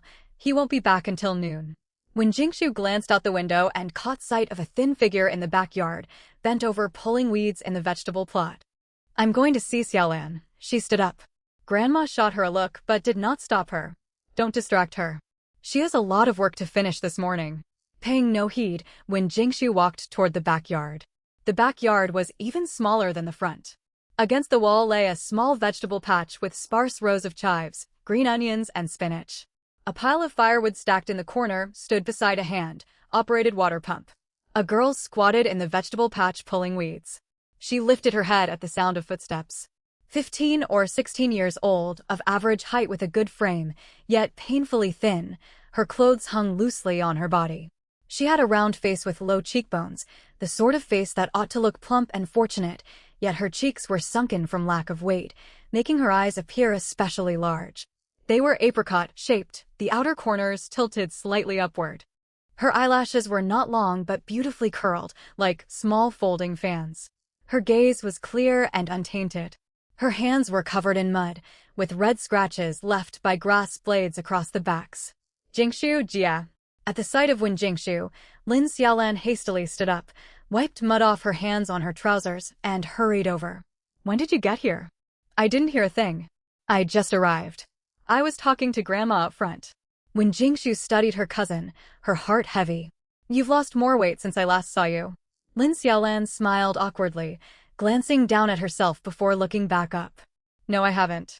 I've put on weight. I'm over 80 Jean now. At over 160 centimeters tall, 80 Jean was hardly putting on weight.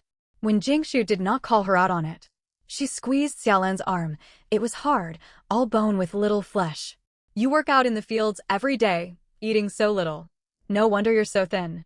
When Jingshu frowned. Is your mother still the same?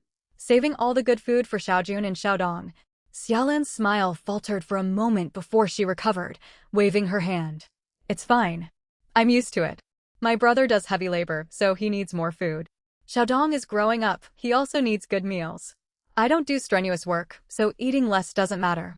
Watching her cousin accept her own unimportance so readily, when Jingshu felt a sharp twist in her chest. Xiaolan was 5 years younger than her, yet heartbreakingly mature.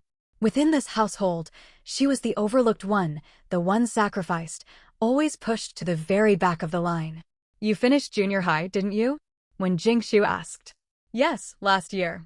Xiaolan nodded, her eyes dimming. I have Aunt Qingjun to thank. Without her money, I wouldn't even have finished junior high. When Jingshu knew the story well. Aunt Lin Qingjun had covered every cent of Xiaolan's junior high tuition, books, and living expenses. Her uncle Lin Qingba had said, what does a girl need schooling for? Knowing a few characters is enough. Her aunt-in-law Lu Yuling had claimed, we have no money to send her. In the end, Lin Qingjun had slammed her fist on the table and declared, Xiaolan is a good student. It would be a waste for her to drop out. I will pay. Xiaolan had not let her down. She consistently ranked among the top 5 in her class, and her awards plastered one wall of the house. Yet when she graduated junior high the previous year, the family refused to let her go on studying. Grandma had said, a junior high education is enough. What use is senior high? She'll just marry off anyway. Her aunt-in-law had argued, senior high is in the county seat, she'd need lodging. That costs even more money. Who is going to pay for that? Her uncle had said nothing at all, yet his silence spoke volumes. Lin Qingjun had again offered to cover the costs, but this time both grandma and her aunt-in-law had firmly opposed. It was never truly about money. It was the belief that a girl ought not read too much. Too much schooling makes her restless and hard to control. They had even suggested that the money ought to go to Xiaodong instead. Lin Qingjun had been so furious she had barely slept for 3 days. Yet these were their family affairs. As a married-out daughter, she could not meddle too deeply. Do you want to go to senior high? When Jingshu looked straight into Xiaolan's eyes, speaking earnestly. Xiaolan lowered her head, fingers twisting nervously at the hem of her clothing. After a long pause, she mumbled, I do, I'll try to find a way myself. She lifted her head again, forcing a lopsided smile, though her eyes were already glistening. Don't ask about it, Jia. It won't change anything. I'm fine like this. I work around the house and get by. Seeing her cousin's resignation, wanting something desperately yet daring not to reach for it, filled Wen Jingxu with unease. Let's not talk about this anymore. Xiaolan sniffled and brightened her expression with a grin. Are you hungry? I'll boil you an egg. No, thank you. I already ate breakfast. It's no trouble. Sit down, I'll be right back. With that, Xiaolan hurried toward the kitchen, glancing over her shoulder as she went. Don't follow me. I can manage alone. When Jingshu stood in the backyard, watching Xiaolan's slender figure vanish through the kitchen doorway, her thoughts tangled. She found a clean stone block in the yard and sat down to wait. Shortly afterward, Xiaolan came out carrying a coarse, glazed bowl. Here you go, Jia. Eat it while it's hot. She held the bowl out with both hands, as if presenting something precious. When Jingshu took it, the egg was hot enough to warm her palms. She peeled off the shell to reveal soft white egg white steaming gently. She bit into it. The yolk was soft and runny, rich and fragrant. It's delicious. Xiaolan squatted beside her, chin propped in her hands, watching Wen Jingshu eat as if she herself were savoring the treat. Are you working in the county now, Jia? Xiaolan asked. Not yet. Waiting for my job assignment. I hope to get placed in the Supply and Marketing Cooperative's purchasing department. Xiaolan nodded, only half, understanding, then tilted her head. Will you travel a lot then? Most likely. Could you take me with you sometime? The words had barely left her mouth before she regretted them. Her face flushed bright red, and she waved her hands hastily. Just forget I said that. Don't take it seriously. When Jingshu's heart softened. All right. I'll take you someday, she smiled. But not right now. I need to get myself settled firmly in the purchasing department first.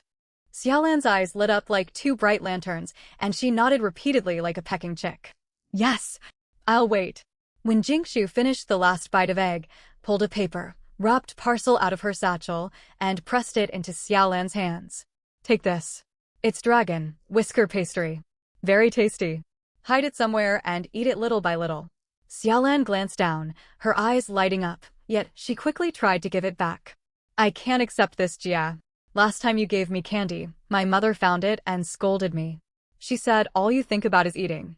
Why can't you save some for your brothers? Hide it well this time. When Jingshu pressed the parcel back into her grasp, closing her hands over Xiaolan's so she could not pull away. Is there a hidden spot out here? Behind the firewood pile? Next to the water vat? Xiaolan thought for a moment and nodded. There's a hole at the base of the wall, blocked with bricks. I could tuck it in there. That's perfect. When Jingshu smiled. Wrap it tightly in the paper so the rats don't get it. Xiaolan carefully tucked the paper parcel into the pocket of her apron. Here, take this too. When Jingshu pulled a small box out of her canvas bag and pressed it into her hand. Xiaolan looked down. It was a small white box printed with several red characters, children's face cream. This is for your face. Rub some on when your skin gets chapped in winter. It works really well. When Jingshu lowered her voice. Don't let your mom see it. If she finds it, she'll definitely take it for Xiaodong. Keep it for yourself. Put some on after washing your face, don't hold back. Xiaolan turned the box over and over in her hands, chuckled softly, then carefully tucked it into her other pocket. She patted both pockets one after another, left then right, like a young soldier checking his gear. Sister, you're so good to me. She lifted her head, eyes growing watery again. Don't worry. I'll hide it well so Mom never finds it. You're my little sister. Who else would I look out for if not you? Sit here a while, sister. I need to finish washing the clothes, or Mom will scold me when she gets back. Xiaolan stood up. Don't leave, okay? Wait till I'm done, we can chat some more. I won't go. Off you go. When Jingshu sat on the stone block and watched her busy figure, her mind made up. She had to help this girl. A girl of 15 or 16 who had finished junior high school. Her grades were decent, and she was eager to better herself. It was just bad luck she had been born into such a patriarchal family that favored boys over girls. She shouldn't be trapped in this courtyard all her life, washing clothes, cooking, working the fields, feeding chickens. Only to get married at 18 or 19, raise children, and repeat her mother's life. She deserved so much more. When Jingshu silently filed this thought away, Xiaolan glanced back at her, grinning with her eyes crinkling into crescents. When Jingshu smiled back. When Jingshu had only been sitting on the stone block in the backyard for a short while when her maternal grandmother's voice rang out from the front yard. Jingshu. Xiaolan. Come help make lunch. When Jingshu stood up and brushed dust off her trousers, glancing at her watch. It was nearly 10:30. It was time to get cooking.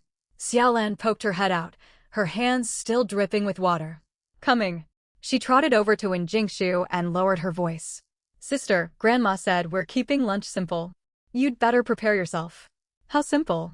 Wen Jingshu asked. Xiaolan held up 2 fingers. Just 2 dishes, wild vegetable corn cakes and stir-fried greens. That's everything. Wen Jingshu's mouth twitched. That's all? Auntie's coming back for lunch at noon, and this is all there is. Xiaolan hung her head, the tips of her ears turning pink, her tone glum. Grandma said, we don't have anything nice to serve, so we'll just make do. She also said you city folks are used to rich food, so coarse grains are good for your health. When Jingshu took a deep breath and slowly exhaled. Fine. Coarse grains were indeed healthy. But her mother had ridden all this way to conduct research, rushing around the commune all morning. Was she only going to get wild vegetable corn cakes for lunch? Her heart ached for her mother. When Jingshu smiled. It's all right. I brought pork sausage. Xiaolan's eyes lit up, only to dim quickly. She leaned closer, her voice barely audible. Sister, don't get your hopes up. Your sausage got taken away. When Jingshu raised an eyebrow. She hid it. Xiaolan's ear tips burned red, as if she herself was at fault. Grandma's like that, you know. It's not that she's thrifty, it's just, she doesn't want my mother and me to have it. When Jingshu finished the sentence for her. Xiaolan opened her mouth to deny it, but meeting Wen Jingshu's gaze, she closed her lips and fell silent, admitting it was true. Wen Jingshu felt no anger. Truly, not a trace. She only found it a little ridiculous. She knew her maternal grandmother all too well. Favoritism. Being thrifty means no one gets treats. Favoritism means she won't let you have the treats. The difference between the two was something her mother Lin Qingjun had endured for half her life, and Wen Jingshu had witnessed it since childhood. When daughters brought gifts home, her grandmother would hide them away, saving them for her uncle and cousin. In contrast, her paternal grandmother would slip good food straight into her hands and tell her not to let her mother find out. That was the difference.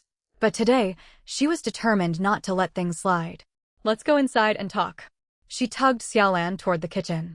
When Jingshu stepped into the kitchen, her grandmother was already standing by the stove, wearing a faded gray apron. On the chopping board lay a few wilted green vegetables, next to a small basin of cornmeal. Grandma, I'm here.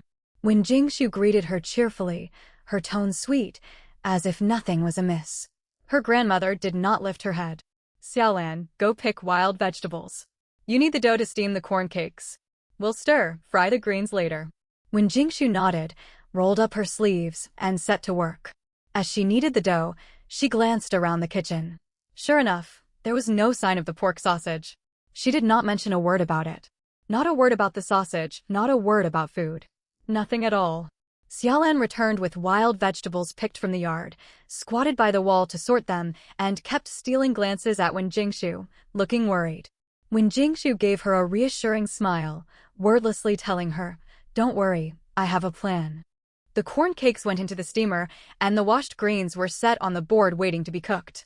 Her grandmother glanced at the food on the stove and muttered to herself, "Your mother and uncle will be back soon. This should be enough for everyone." Grandma, when Jingshu turned to her, "Do you know what research Mom is carrying out at the commune today?" Her grandmother continued chopping vegetables without looking up. "No idea. I don't work for the Agricultural Bureau. She's researching the nutritional status of rural women." The knife in her grandmother's hand paused. "Nutritional status?" "That's right." When Jingshu walked over and squatted beside the stove, adding firewood as she spoke, a notice was issued from higher authorities. They want to pay attention to rural women's health, especially middle-aged and elderly women. Mom is in charge of research around here, and she came to Daliasha commune specifically for this work today. Her grandmother's chopping slowed noticeably, her ears pricked up. When Jingshu went on, Mom has to visit many households, asking what they eat every day and whether they get enough nutrition. She also needs to check cases where families have good food hidden away that no one eats. She paused at that point, seeming to suddenly remember something, and glanced up at her grandmother. "Grandma, what do you usually eat?" Her grandmother's hands froze mid-air, her expression uneasy. "Me? I eat what's here, corn cakes, pickles, green vegetables. Then what about the pork sausage I brought this morning?" A heavy silence fell over the kitchen. Xiaolin froze where she squatted in the corner, clutching a stalk of wild vegetable, not daring to breathe loudly. "It must still be outside somewhere." Her grandmother's voice trembled slightly. When Jingshu smiled, "Mom says she knows how things are at your house better than anyone. It's not that you don't have nice food, you just hide it away and won't eat it. She's doing research today, and she could use your household as a negative example, the kind of case where a family has good food stored away yet people suffer from poor nutrition. She could write all of this into her report and send it up to the municipal government." Her grandmother's grip on the kitchen knife trembled. Her lips quivered several times before she managed to speak. "A negative example?" "That's right." When Jingshu nodded, "The municipal government is taking this very seriously this year. They plan to identify several cases. Good examples will receive praise, and poor examples will be criticized." "Grandma, think about it. Your daughter visits you and brings pork sausage, but you hide it and refuse to serve it. If that goes into the official report," she trailed off, leaving a meaningful silence hanging in the air. Her grandmother's face drained of color. She set down the knife, wiped her hands on her apron, and hurried toward the inner room, walking twice as fast as usual, nearly tripping over the threshold. "Grandma, slow down. Don't fall." When Jingshu called after her, her grandmother did not look back. Moments later, she emerged from the inner room clutching the oil paper parcel. She slammed the parcel down onto the chopping board, her voice sharp and irritable, as if arguing with someone. "Cook it. We'll stir, fry it for lunch. Let your mother see. I didn't hide it. We're eating it." When Jingshu picked up the parcel and unfolded it, 2 plump, glossy pork sausages lay inside. She picked up the knife and sliced them slowly, cutting neat, even pieces. "Grandma, don't get upset. As long as we eat it, when Mom writes her report she can note, Comrade Zhang Guiying from Daliasha commune used to keep food hidden, but she has corrected this behavior after guidance and served the pork sausage at noon. That won't be a negative example anymore, it will count as a positive case." Her grandmother stood beside her, her jaw tightening, still refusing to back down. "I wasn't hiding it. I just put it away so it wouldn't spoil." "Of course, Grandma, you're right." When Jingshu agreed politely and kept slicing the sausage, her grandmother watched on and said, "1 sausage is enough. Save the other for supper." When Jingshu did not argue this time and nodded obediently, but she silently made a mental note. She wasn't going to let the second one slip away at dinner time. The wild vegetable corn cakes finished steaming, golden yellow and filling the air with a natural sweet aroma of coarse grains. "Sister." Xiaolan crept closer, speaking in a hushed whisper, her eyes shining like 2 stars. "That stuff you said about the research report and negative examples, is it true?" When Jingshu lowered her voice, the corners of her mouth lifting. "Guess." Xiaolan stared at her. "Sister, you used Auntie to bluff Grandma?" "I didn't lie." When Jingshu said confidently, "Mom really is here for research. She's researching agricultural production, not nutrition. I just embellished the story a little." "Embellished? It works, doesn't it?" When Jingshu smiled, her eyes curved. Xiaolan was utterly impressed and gave her a thumbs up. Sister, you're amazing. I've never seen Grandma this flustered. When Jingshu picked up the plate and walked toward the main room. As she passed Xiaolan, she murmured softly. She hid my sausage, so I used Mom to sort her out. Only fair. The tinkling of a bicycle bell echoed from the yard. Her mother had returned. Lin Qingjun caught the scent the moment she stepped into the yard. She paused, sniffing the air, her brows drawing together faintly. Her expression clearly asked, "Where's the meat smell coming from?" Then her gaze landed on the plate in Wen Jingshu's hands, and her eyebrows shot up, silently questioning, "You did this?" Wen Jingshu winked at her and mouthed two words, "Don't worry." Lin Qingjun did not have time to ask questions. Her grandmother had poked her head out of the kitchen doorway. "Qingjun, you're back?" Her grandmother's voice rose half a pitch, forced and overly warm. Come in quickly." Lin Qingjun set her document bag on the bench and sat down at the table, glancing toward Wen Jingshu. Wen Jingshu sat beside her and leaned in to whisper, "The sausage is cooked." Grandma brought it out herself. She smiled and offered no further explanation. Her grandmother walked in from the kitchen, glanced at Lin Qingjun, and cleared her throat. "Qingjun, how's your research work going?" "It's manageable." Her grandmother cleared her throat again, speaking even louder. "About that sausage, I fried it for lunch. You saw it, didn't you?" "I didn't hide it. We're eating it." Lin Qingjun looked at her grandmother, then turned her gaze to Wen Jingshu. Wen Jingshu blinked innocently. "I saw it." Lin Qingjun replied calmly. "It smells good." Her grandmother visibly relaxed. "I always plan to cook it at noon. I'm not the sort of person who hides food." Wen Jingshu quickly covered her mouth and coughed. "Grandma," Wen Jingshu spoke up, "is there a lot of farm work in the fields right now?"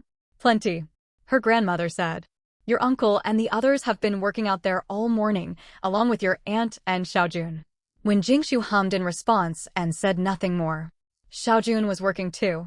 As if Lin Xiaojun had ever done much labor. The last time she visited, she had seen Lin Xiaojun lying asleep in the shade at the edge of the field. His parents toiled away sweating in the sun while he snored loudly. When her grandmother saw him, she sighed and said the boy was worn out, then set her water bottle beside him. Worn out. After sleeping half the morning. When Jingshu had wanted to say something then, but held her tongue. She planned to keep quiet today as well. Lin Xiaodong ran back from school at some point, his school bag slung crookedly over one shoulder, sweating profusely, following behind Xiaolan and chattering nonstop. When Jingshu's brows furrowed. Lin Xiaodong. Her dislike for this young cousin was different from her feelings toward Lin Xiaojun. Lin Xiaodong was only 12 or 13 at that awkward, irritating age. When he wanted to be charming, he could win anyone over. When he was being rude, he could make you furious. What bothered Wen Jingshu most, however, was the look in his eyes. He was far too calculating. So calculating that whenever he spoke to you, his eyes darted constantly, sizing you up, trying to figure out what he could get from you. He treated his older sister Xiaolan the same way. Last time, Xiaolan had saved up for ages to buy a notebook. When Lin Xiaodong saw it, he said, "Sis, your notebook is lovely." Xiaolan had been happy, thinking her brother admired it. Yet the next day, the notebook vanished. It was later found inside Xiaodong's school bag, several pages torn out and folded into paper planes. Xiaolan's eyes turned red with anger and asked why he'd ruined it. He just shrugged and said, "It's only a notebook. You can just buy another one." Lu Yuling had only said, "What's wrong with your brother using your things?" Lin Xiaodong did not care at all and ran off grinning. So seeing Lin Xiaodong return early put Wen Jingshu on edge. Trouble had arrived. "Sis." "Jingshu sis." Lin Xiaodong darted into the kitchen, wearing a sickly sweet smile. "You're here. I've missed you so much." When Jingshu smiled faintly and did not reply. "What tasty treats did you bring?" Lin Xiaodong's eyes swept the room like searchlights. "We'll eat together once your parents get back." When Jingshu spoke flatly. "Can I just have a tiny taste first?" Lin Xiaodong reached for the pot lid. "No." When Jingshu blocked his hand gently. Lin Xiaodong's hand froze mid-air. His eyes swiveled. All right, I'll wait." He chuckled and ran off. Xiaolan stood in the kitchen doorway, watching his retreating figure. She pressed her lips together and walked inside to speak to Wen Jingshu. "Don't pay him any mind. That's just how he is, always looking to take advantage of people. As long as you know what he's like." Wen Jingshu said. About 15 minutes later, noise filled the yard. "We're back, starving." Lin Qingba's voice called from the gate. The curtain was flung open, and Lin Qingba stepped inside first, his face flushed from the sun. He sniffed hard. "Sis, did you bring something?" Lin Qingjun nodded and stood up. "Go wash your hands for lunch." Lin Qingba walked cheerfully toward the backyard. Lu Yuling followed behind, carrying a hoe coated with fresh soil. She leaned the hoe against the outer wall, brushed dust off her trousers, stepped into the main room, scanned the set bowls and chopsticks, glanced toward the kitchen, said nothing, and went to wash her hands. Lin Xiaojun came last. When Jingshu's brows furrowed at the sight, Lin Xiaojun dragged his feet as he walked, yet his hair was neatly combed, not a strand out of place, an odd contrast to his listless demeanor. He entered without greeting anyone, flopped onto the bench, rested his arms on the table and laid his head down, closing his eyes. When Jingshu carried a plate toward the main room, as she passed beside Lin Xiaojun, she caught a sharp mix of hair oil and stale sweat, an unpleasant smell. Everyone had arrived, gathering around the square table in the main room. 6 dishes were laid out: fried greens with pork sausage, wild vegetable corn cakes, shredded pickles, a small dish of preserved vegetables, a bowl of green vegetable soup, and a tiny bowl of chili oil. Lin Qingba looked over the spread, then glanced at his elder sister. "Sis, you shouldn't have spent money bringing things here. It was Jingshu who brought them," Lin Qingjun said. Lin Qingba looked at Wen Jingshu, nodded, and picked up his chopsticks. Her grandmother glanced between Lin Qingjun and Wen Jingshu, clearing her throat. "Qingjun, you start eating." Lin Qingjun did not hesitate. She picked up her chopsticks, placed a piece of pork sausage into Wen Jingshu's bowl, then took some greens for herself. Only then did her grandmother pick up her chopsticks and tell everyone, "Eat." Lin Xiaodong had been waiting impatiently, but this time he did not grab food with his hands. He glanced at Wen Jingshu, then at his grandmother, obediently picked up his chopsticks, took a chunk of pork sausage for his own bowl, then placed a piece beside Xiaolan's bowl. "Have some, sis?" Xiaolan froze and looked at him. Lin Xiaodong smiled that cloying smile and began eating. Watching the scene, Wen Jingshu felt no warmth, only heightened vigilance. She had noticed the piece he gave Xiaolan was the smallest slice on the plate. The piece he took for himself was the largest, fattest portion. He offered food to his sister because he knew Wen Jingshu, the outsider, was watching. He wanted to put on a good show for the guest. This boy was far too cunning. Lin Xiaojun made no effort to perform at all. In one quick chopstick grab, he scooped 3 pieces of pork sausage into his bowl and ate hungrily with loud chewing sounds, his table manners less than refined. When Jingshu watched, said nothing, and ate the piece her mother had given her. Xiaolan sat beside her. She stretched her chopsticks toward the plate of pork sausage, took 1 piece and ate slowly. When Jingshu noticed Xiaolan reached for the food without hesitation, no longer deferring to everyone else automatically. This small change lifted Wen Jingshu's spirits. The last time she visited, Xiaolan had barely dared extend her chopsticks at the dinner table, surviving only on the pickles in front of her. Today was different. "Sis, try this." Xiaolan picked up some greens and put them into Wen Jingshu's bowl. "I picked them from the field this morning. They're really tender." Wen Jingshu smiled and ate them. They are lovely and tender." Midway through the meal, Lu Yuling set down her chopsticks and wiped her mouth. She turned to look at Lin Qingjun. "Sis, I need to talk to you about something." Lin Qingjun was drinking soup and set down her bowl. "Go ahead." "Xiaojun is 19 this year." Lu Yuling spoke quietly, yet every person at the table heard her clearly. "He's been staying home since finishing junior high. It can't go on like this. Could you help him find a job?" A brief silence fell across the main room. Lin Xiaodong had a pork sausage in his mouth. He rolled his eyes but said nothing, continuing to chew. Lin Xiaojuan kept his head down, prodding his food with his chopsticks. When Jingshu set down her chopsticks and leaned back against the chair, Lin Qingjun put aside her soup bowl and looked at Lin Xiaojuan. "Xiaojuan, what do you want to do with yourself?" Lin Xiaojuan lifted his head and mumbled, "Anything's fine. He can do any kind of work." Lu Yuling quickly cut in. "Xiaojuan's capable of anything. He just hasn't gotten the chance." "Sister, you know lots of people in the county. Could you help him out?" Lin Qingjun fell silent for 2 seconds and shot Wen Jingshu a glance. When Jingshu caught her mother's look, the signal for her to speak. She sat up straight and began. "And it's not that we're unwilling to help. Finding work in town isn't like it used to be.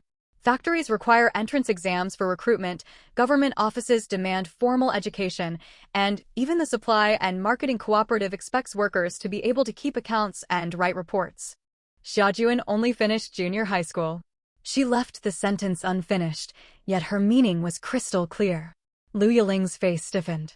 Lin Xiaojuan froze mid-motion with his chopsticks, his expression turning sour. "I never said I had to get a job there," he muttered. "That's exactly the point." When Jingshu nodded with a faint smile. "Figure out what you truly want to do first, then talk about looking for work." Lu Yiling pressed her lips into a thin line, her jaw tightening. Grandma stepped in to smooth things over. "Eat your meal. We can discuss work some other time." Lin Xiaodong spoke up at this moment, grinning. "That's right. My brother can't even pass an exam." "Shut up!"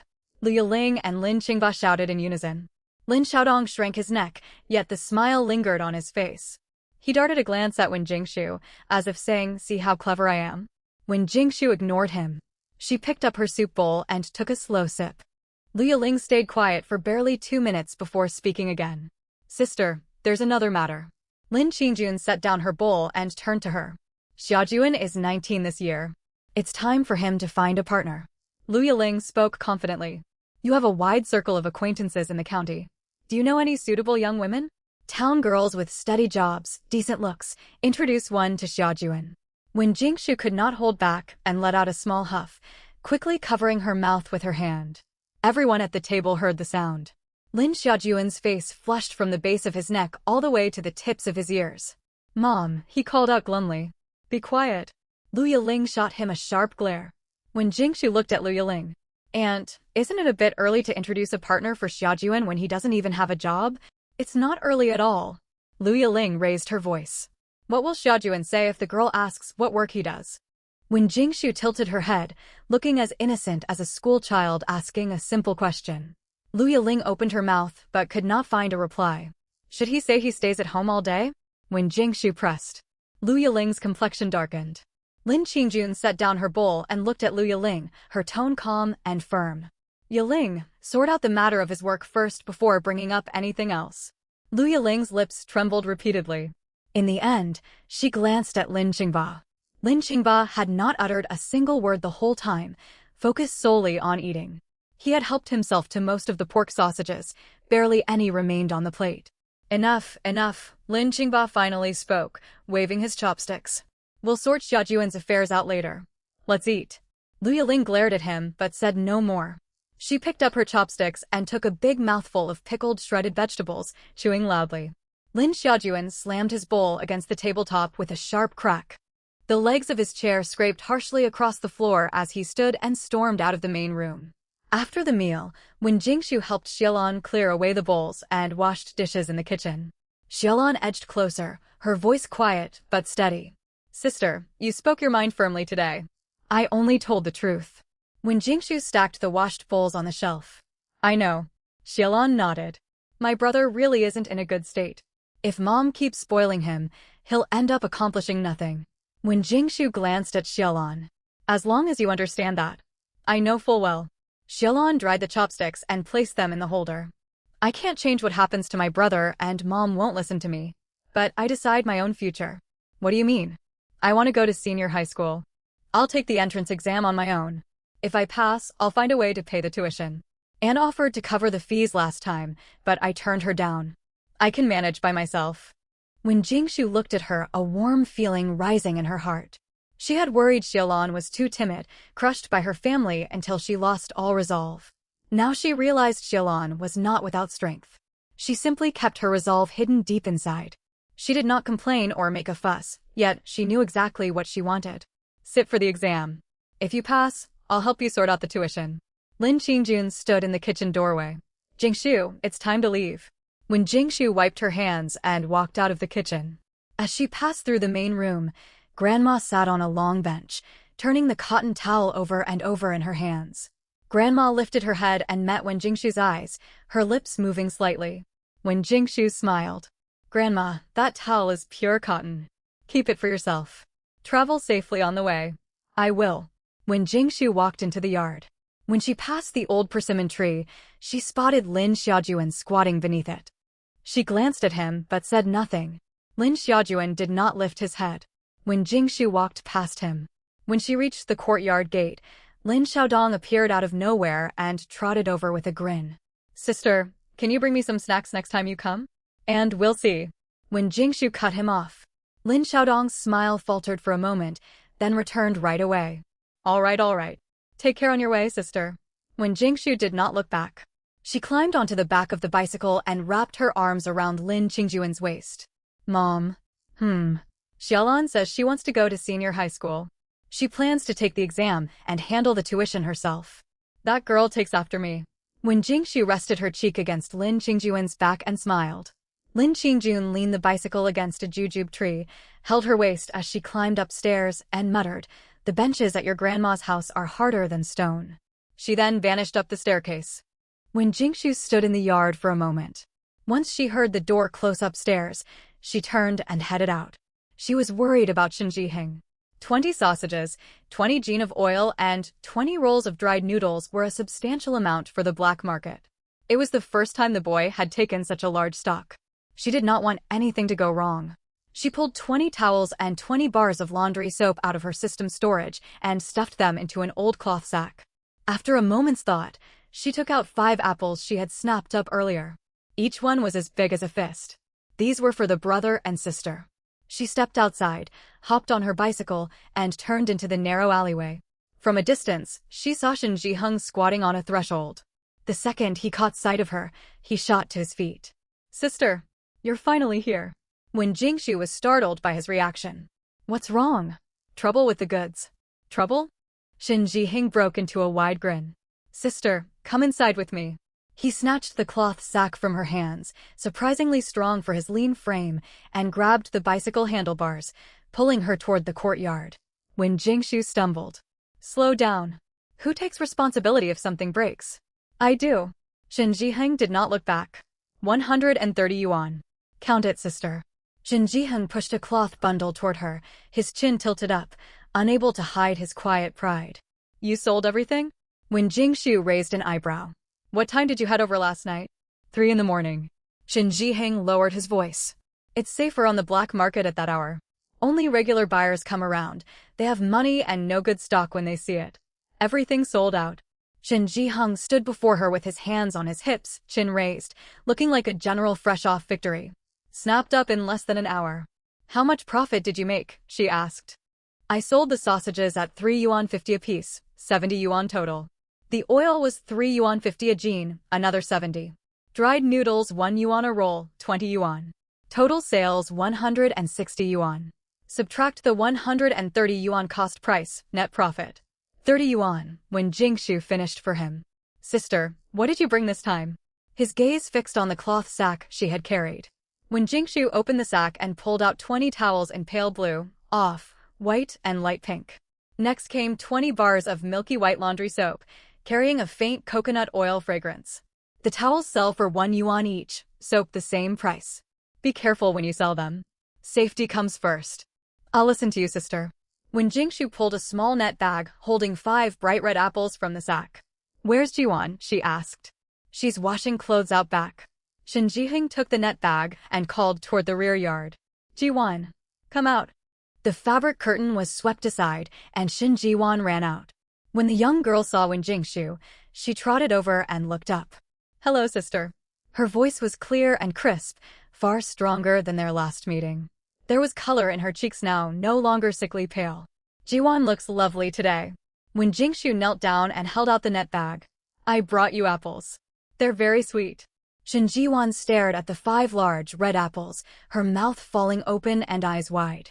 She glanced back at her brother. When Shen Jiheng nodded, she carefully took the net bag, cupping it in both hands as if holding something precious. Thank you, sister. She lowered her head to sniff the fruit, her eyes crinkling into crescent moons. Go and enjoy them. I need to talk to your brother. Shen Jiwan ran back to the rear yard with the apples, her braids swinging behind her.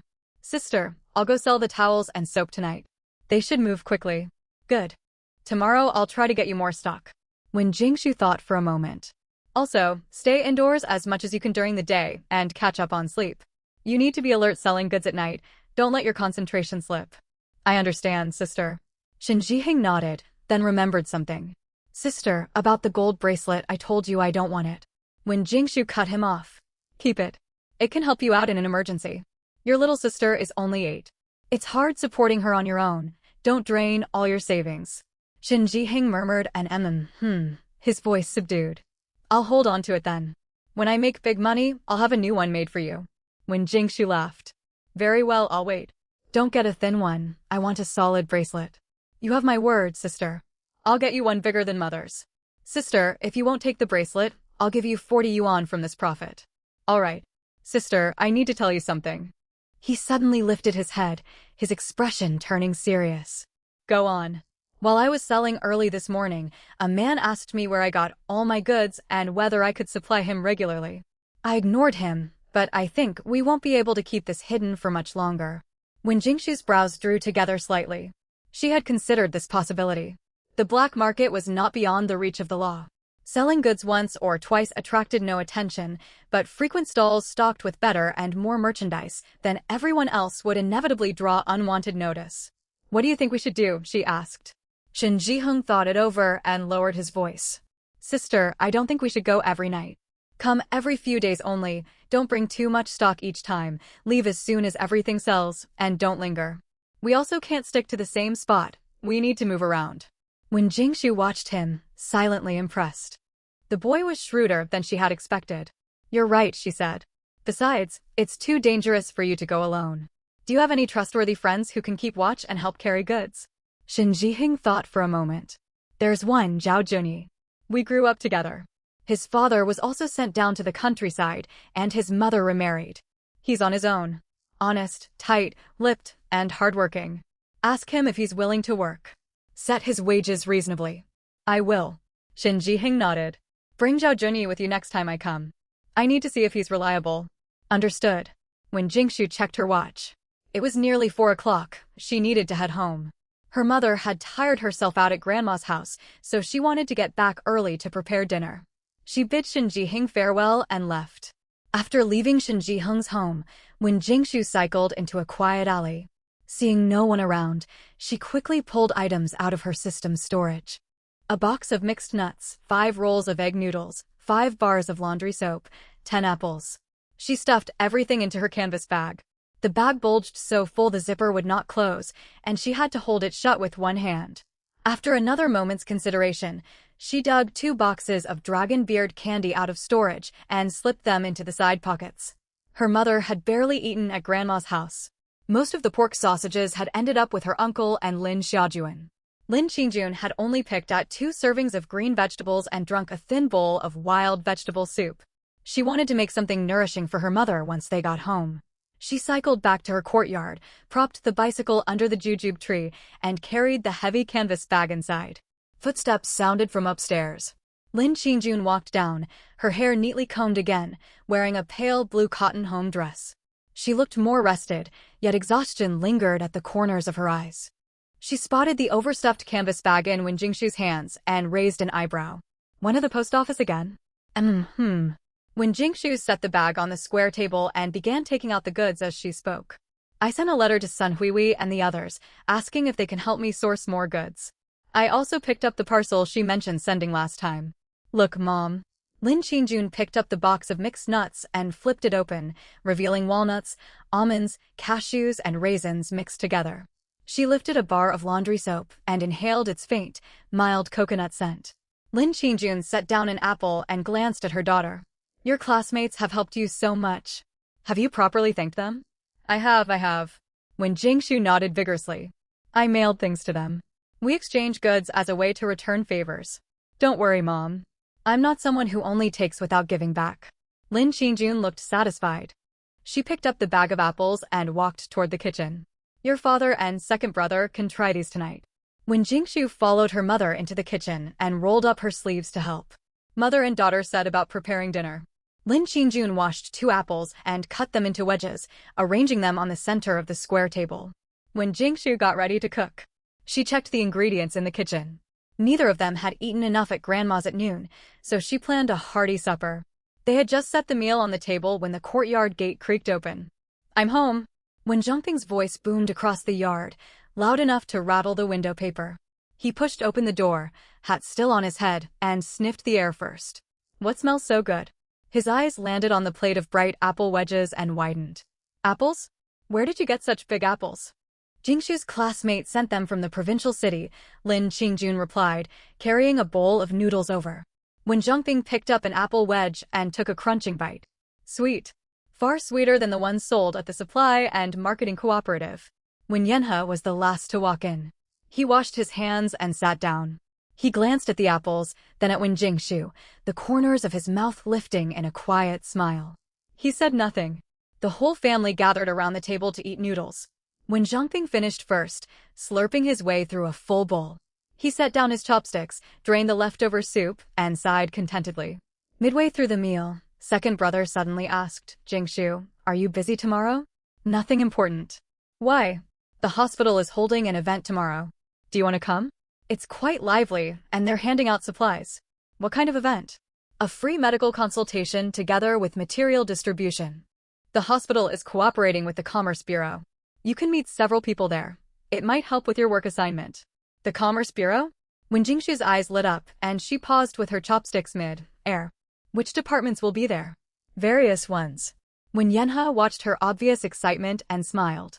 Staff from the general office, logistics section, and procurement section will all attend. I'm going. When Jingshu nearly stood up, her voice rising. I definitely want to go. Slow down. It's not a formal interview. Why are you so worked up? It's different. People from the Commerce Bureau will be there. I can chat with them and get familiar faces. If anyone from the procurement section turns up, I can ask around. It's laying groundwork ahead of time. Our daughter is growing increasingly sharp, when Zhongping cut in from the side, sounding proud. She takes after me, Lin Qingjun said calmly. When Zhongping opened his mouth and muttered quietly, she takes after me too. When Yenhe shook his head with a smile and continued eating. Second brother, what time and where tomorrow? When Jingshu pressed for details. 2 o'clock in the afternoon, outside the county supply and marketing cooperative. When Jingshu thought for a moment. All right, I'll meet you there. Also, Director Zhou might attend. If he does, don't rush over to speak to him. It will look too forward. If he strikes up conversation with you, answer naturally and don't get flustered. Director Zhou might come? When Jingshu grew even more eager.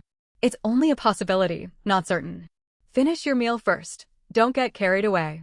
When Jingshu glanced at the half bowl of noodles left and quickly ate, she lifted her head halfway through, her cheeks stuffed. Second brother, will head nurse Wang be there? Yes, she works for the hospital, so she'll definitely come. When Jingshu relaxed. With Wang Guilan present, she would not be completely without an acquaintance. Wang Guilan was warm-hearted and would surely speak favorably for her when the chance arose. After dinner, when Yenhe stood up to clear the bowls. Let me do it, second brother. Sit down. When Yenhe carried the bowls toward the yard. Tomorrow is your chance to make an impression. Rest well and conserve your energy today. When Jingshu remained seated, watching her second brother's back as he washed dishes by the water basin. A warm feeling filled her chest. Tomorrow, she had to make a good impression. Lin Qingjun walked out of the kitchen holding 2 cups of water. She handed one to Wen Zhongping and kept the other, sitting down opposite Wen Jingshu. Don't just focus on chatting with people tomorrow. Watch more, listen more, speak less. I know, Mom. Staff from the Commerce Bureau, especially office workers, tend to speak indirectly. Lin Qingjun held her cup and spoke steadily. When you listen to them, don't only hear the surface meaning. Pay attention to what they leave unsaid. Some people praise you openly but think little of you privately. Others point out your flaws to test you. When Jingshu listened carefully and nodded. And another thing, Lin Qingjun set down her cup. Don't let others think you are overly clever. Isn't being clever a good thing? Intelligence is a virtue, but if people see you as far too sharp, it becomes a disadvantage. Especially for a young woman like you. In settings like that, if you come across as overly sharp, people will grow wary of you. When Jingshu fell silent for a moment, then nodded. I understand, Mom. Know when to be sharp and know when to play dumb. That's right. Lin Qingjun nodded in satisfaction. Mom, I'm going to take a bath and head to bed. After her bath, she washed her clothes and waited for her hair to dry. She opened the system, and the evening flash sale had just begun. During the morning flash sale, she had bought 100 packs of apples, 20 apples per pack, at an actual cost of 0.2 yuan per pack. She had made a tidy profit once again. Ding, current available goods time remaining, 59 minutes and 58 seconds. Red, yolk salted duck eggs 20 eggs per crate times 500 sets. System listed price, 20 yuan per crate actual deduction, 0.2 yuan. Product description, carefully selected Gaoyu mallard duck eggs with rich, runny red yolks. Moderate saltiness, ready to eat straight from the package. Each egg is individually vacuum sealed with a shelf life of 180 days. Pure cotton daily sanitary pads 10 pieces per pack times 50 sets. System listed price, 10 yuan per pack actual deduction, 0.1 yuan. Product description, 100% pure cotton surface layer, ultra, thin and breathable, free of fluorescent agents. Daily use type, 10 individually wrapped pieces per pack. Air, dry modeling clay 24, color set times 100 sets. System listed price, 5 yuan per set actual deduction, 0.05 yuan. Product description, non-toxic and eco-friendly, soft and non-sticky. 24 colors with storage case. Suitable for children's handicrafts. Salted duck eggs. Rich red yolks that ooze oil. Salted duck eggs could be found at supply and marketing cooperatives in this era, but the egg whites were overwhelmingly salty and the yolks were dry and hard. Far from oozing oil, they were tough to pierce, almost like chewing modeling clay. She wanted all 500 crates. 100 yuan total. Without the slightest hesitation, when Jingshu tapped by all. Her gaze lingered on the second item. Daily sanitary pads. 10 pieces a pack, just 10 cents per pack. She took all 50 packs, for a total of 5 yuan. Women in this time still relied on reusable cloth menstrual pads, washed and used time and again. Even decent toilet paper was intermittently available at supply and marketing cooperatives. Sanitary pads simply did not exist. It would not be until 1982 that China imported its first sanitary pad production line from Japan, marking the arrival of modern disposable sanitary pads in the country. These provided pads had pure cotton surfaces and individual packaging, clean and convenient. They ought to last her quite a few years. She tapped by all. The third item was air, dry modeling clay at 20, for color set for 5 cents. She glanced at it once, then again, and firmly decided not to buy. She would skip it. Save that 5 cents to buy an ice pop tomorrow. A light screen notification popped up, payment successful. Total payment, 105 yuan. Goods transferred to system storage, available for retrieval at any time. Satisfied. Time for bed. Early the next morning, when Jingshu rolled over, pulled the quilt over her head, lay stifled for a few seconds, then forced herself to sit up. She opened the limited time flash sale system. Still half asleep, her hand moved automatically. Buy all the rice, 50 yuan. Buy all the red dates, 30 yuan. 80 yuan spent in the blink of an eye, faster than chasing discount thresholds on shopping applications in her previous life. She slipped on cloth shoes and headed downstairs. The main room was quiet. 2 bowls sat upside down on the square table. One bowl held millet congee. The other contained a mixed, grain-steamed bun alongside a small dish of pickled shredded vegetables. A note was tucked beneath the bowl. 2 lines of handwriting, her mother's. Heat the congee yourself, steam the bun. I won't be back for lunch. Don't wait up for me tonight. Your father has gone to the municipal bureau, and I'm heading to the commune. There's an egg in the pot. When Jingshu flipped the note over, another line was written on the back, scrawled in her father's handwriting. Girl, eat the egg while it's warm. Don't hold back. A crudely drawn smiley face followed, looking more like a suspect sketch. She folded the note and tucked it into her pocket before lifting the pot lid. Sure enough, a boiled egg sat inside. After breakfast, she walked out of the courtyard gate, mounted her bicycle, and turned into a quiet dirt alley. With no one around, she began taking goods out from the system's storage. As she loaded the items onto the bicycle, she felt like a country woman visiting relatives for the Lunar New Year. She pushed the bicycle into the courtyard. Shin Jiheng was squatting by the stove feeding firewood. Sister, did you move the supply and marketing cooperative here? He reached out to take the bamboo basket, which pulled his arm down sharply, nearly slipping from his grasp under the unexpected weight. He steadied the basket and peeked inside. Green, shelled duck eggs wrapped in straw paper were packed tightly side by side, resembling a field of landmines. 100 salted duck eggs, all with rich, runny red yolks. When Jingshu propped up her bicycle and untied the cloth sack from the rear rack, setting it on the stone table. 50 apples. Start selling these and see how they go. If they sell well, I'll bring more. Take your time, though. Don't draw unwanted attention. Sister, all the towels and soap from last time sold out. Towels went for 1 yuan 50 fin, soap 1 yuan 20 fin. They sold faster than cured sausage. When Jingshu did not count the money, stowing it inside her shoulder bag, she pulled out a notebook and a pen. She opened the notebook and jotted down a few lines. Salted duck eggs, 100 pieces, wholesale price 30 fin each. Apples, 50 pieces, wholesale price 10 fin each. She turned the notebook toward Shinji Heng so he could read it. We're keeping accounts starting today. Record every batch, what goods, quantity, price, and when you receive them.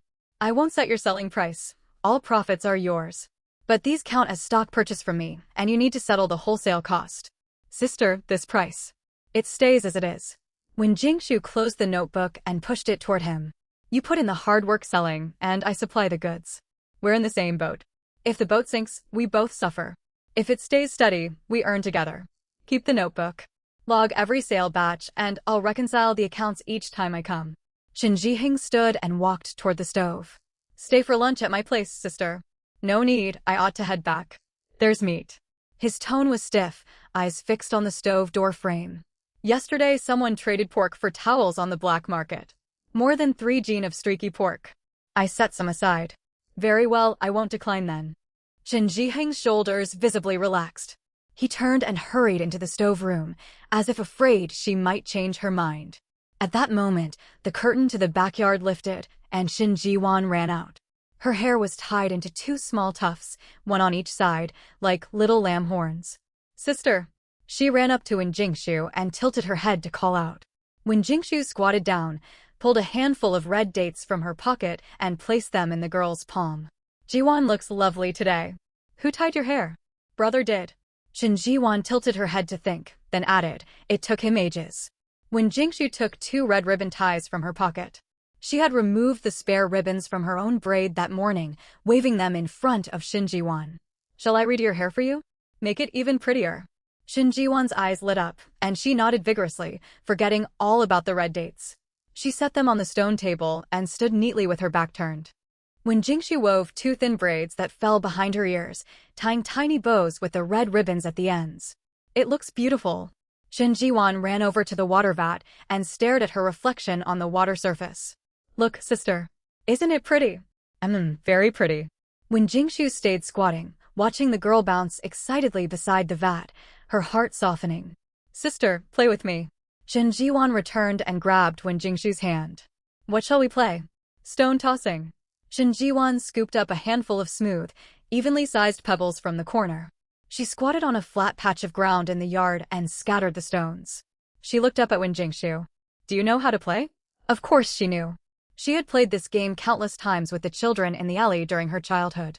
She squatted down, rolled up her sleeves, held her palm facing upward with fingers pressed together, and scooped up 3 stones in one smooth motion, flipping her wrist to catch them steadily. Shinji-wan gasped, eyes wide with amazement. I'll teach you. The little girl learned earnestly. When she failed, she wrinkled her nose and tried again. When she succeeded, she jumped and clapped her hands. Shinji Heng squatted by the stove feeding firewood, stealing glances into the yard. He watched his sister clumsily toss the stones. They slipped from her grasp time and again, yet she did not pout and cry as she used to. Instead, she wrinkled her small nose and said, "One more try." Soon the aroma of cooked meat drifted out of the stove room, filling the whole courtyard. When Jingshu's nose twitched involuntarily, Shinji-wan was even more distracted. Abandoning the stone game, she tilted her head toward the stove, sniffing hard like a puppy catching the scent of bones. Brother is cooking meat. She jumped up, ran a couple steps toward the stove, then doubled back to tug Jingshu's hand. Come eat, sister.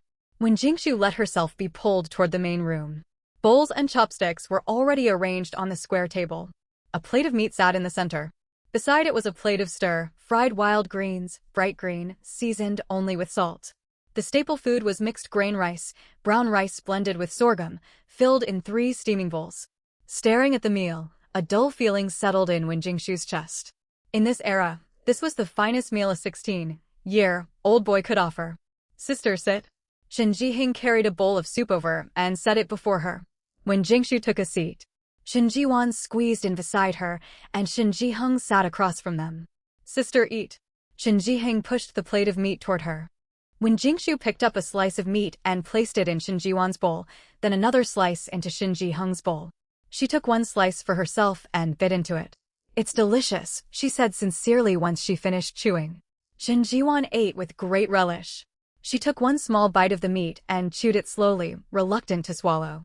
Brother's meat tastes amazing. Shin Jiheng did not speak, but the corners of his mouth lifted slightly. Watching the brother and sister, a thought crossed Wen Jingshu's mind. Her father had once said her mother had been much the same when she was younger, sharp-tongued, yet softer-hearted than anyone. That must have been how her mother felt when she agreed to adopt her two elder brothers all those years ago. After lunch, Shin Jiwan asked, "Will you come tomorrow, sister?" "I'm not sure about tomorrow." When Jingshu wiped her hands and stroked the girl's head. "But I will come in a few days and I'll bring treats for you." Shin Jiwan nodded. She stood and walked into the yard, calling toward the backyard, "Jiheng, I'm leaving." The sound of chopping firewood halted. Shin Jiheng leaned out from the backyard, an axe still in his hand. "Take care on your way, sister." "I will. Try to rest this afternoon, don't keep chopping wood. You still have work tonight. Don't end up dozing off on your feet." Shin Jiwan chased her to the gate, gripping the door frame and calling out. "You promised, sister. Come back soon." "I promise. I won't forget." She arrived home around 1 o'clock. She propped her bicycle under the jujube tree and hurried upstairs. The free medical consultation started at 2. She still had 1 hour to get ready. She threw open the wardrobe door, stood before it with hands on her hips, and scanned her clothes from left to right, then right to left again. Choosing an outfit was proving tricky. After rummaging through the wardrobe, she settled on an off-white dacron shirt with a neat small square collar. The cut was well fitted, outlining her waist without being tight. Over it, she wore a yellow knit cardigan. For trousers, she picked dark gray straight-cut pants that elongated her legs. On her feet were polished black square-toed leather shoes. She stood before the mirror and adjusted her hair. She braided it loosely into a side plait falling over her chest behind her right ear, tying a small yellow ribbon bow at the end, matching her cardigan perfectly. The girl in the mirror winked back at her. Satisfied, when Jingshu turned and headed out. It was 10 minutes to 2 when she arrived. A row of long tables had been set up outside the supply and marketing cooperative, covered with white cloth. Blood pressure monitors, stethoscopes, stacks of flyers, and several cardboard boxes lined the surface. A large red banner hung behind the tables with characters pasted onto it: Joint-Free Medical Consultation, Chingping County People's Hospital Supply and Marketing Cooperative. A dozen people were already queued up ahead of the tables, mostly elderly men and women. Some leaned on walking sticks, others carried small stools, chatting in small groups. Jingshu. Wang Guilan stood up from behind the consultation table and waved. "Over here." When Jingshu walked over and pulled 2 boxes of dragon beard crisp pastry from her shoulder bag. "Aunt Wang, these are for Mingwei." Wang Guilan accepted them, her eyes crinkling into slits with a smile. "You shouldn't have brought anything. Mingwei is thoroughly spoiled by you. She was asking earlier, has Sister Jingshu come yet?" When Jingshu smiled and replied, sweeping her gaze along the tables. "Has my second brother arrived?" "He's here, moving tables at the back." Wang Guilan tilted her chin toward the rear and lowered her voice. "Uncle Zhou is here too, talking with someone over there. He'll introduce you shortly, don't be nervous." When Jingshu followed her line of sight, several men stood on the steps of the cooperative. She recognized Zhou Guodong, dressed in a dark gray Zhongshan suit buttoned up neatly, turned sideways speaking to a middle-aged man beside him. She did not know the man standing next to Zhou Guodong. He was in his early 50s, wearing a navy blue Zhongshan suit fastened tight at the collar. He stood straight, carrying the steady, pragmatic bearing of someone who had worked at grassroots levels for years. When Jingshu's intuition told her this man was important. "Aunt Wang, who is the man with Uncle Zhou?" she whispered. Wang Guilan glanced over and leaned closer to speak quietly. "Director Gao from the Supply and Marketing Cooperative, Gao Changhe. He looks stern, but he's a good man, just quiet." The cooperative director. When Jingshu's heartbeat quickened. "Who oversaw the purchasing section?" "The cooperative director." Zhou Guodong was deputy director of the Commerce Bureau and could put in a good word for her. But the person who made the final decision on hiring her was Gao Changhe. As she thought this, when Yanhe walked over from behind. "You're here." He wore a white doctor's coat today, a pen clipped to the breast pocket, holding a folder in his hand. "Second brother, you look every inch the doctor." "I am a doctor." When Yanhe pushed up his glasses, his gaze lingered briefly on her goose, yellow cardigan. "Nice outfit. Uncle Zhou will speak to Director Gao on your behalf. Just go over and greet him normally, don't be tense. I need to stay at the consultation, we're short of medical staff. Can you manage on your own?" "I can."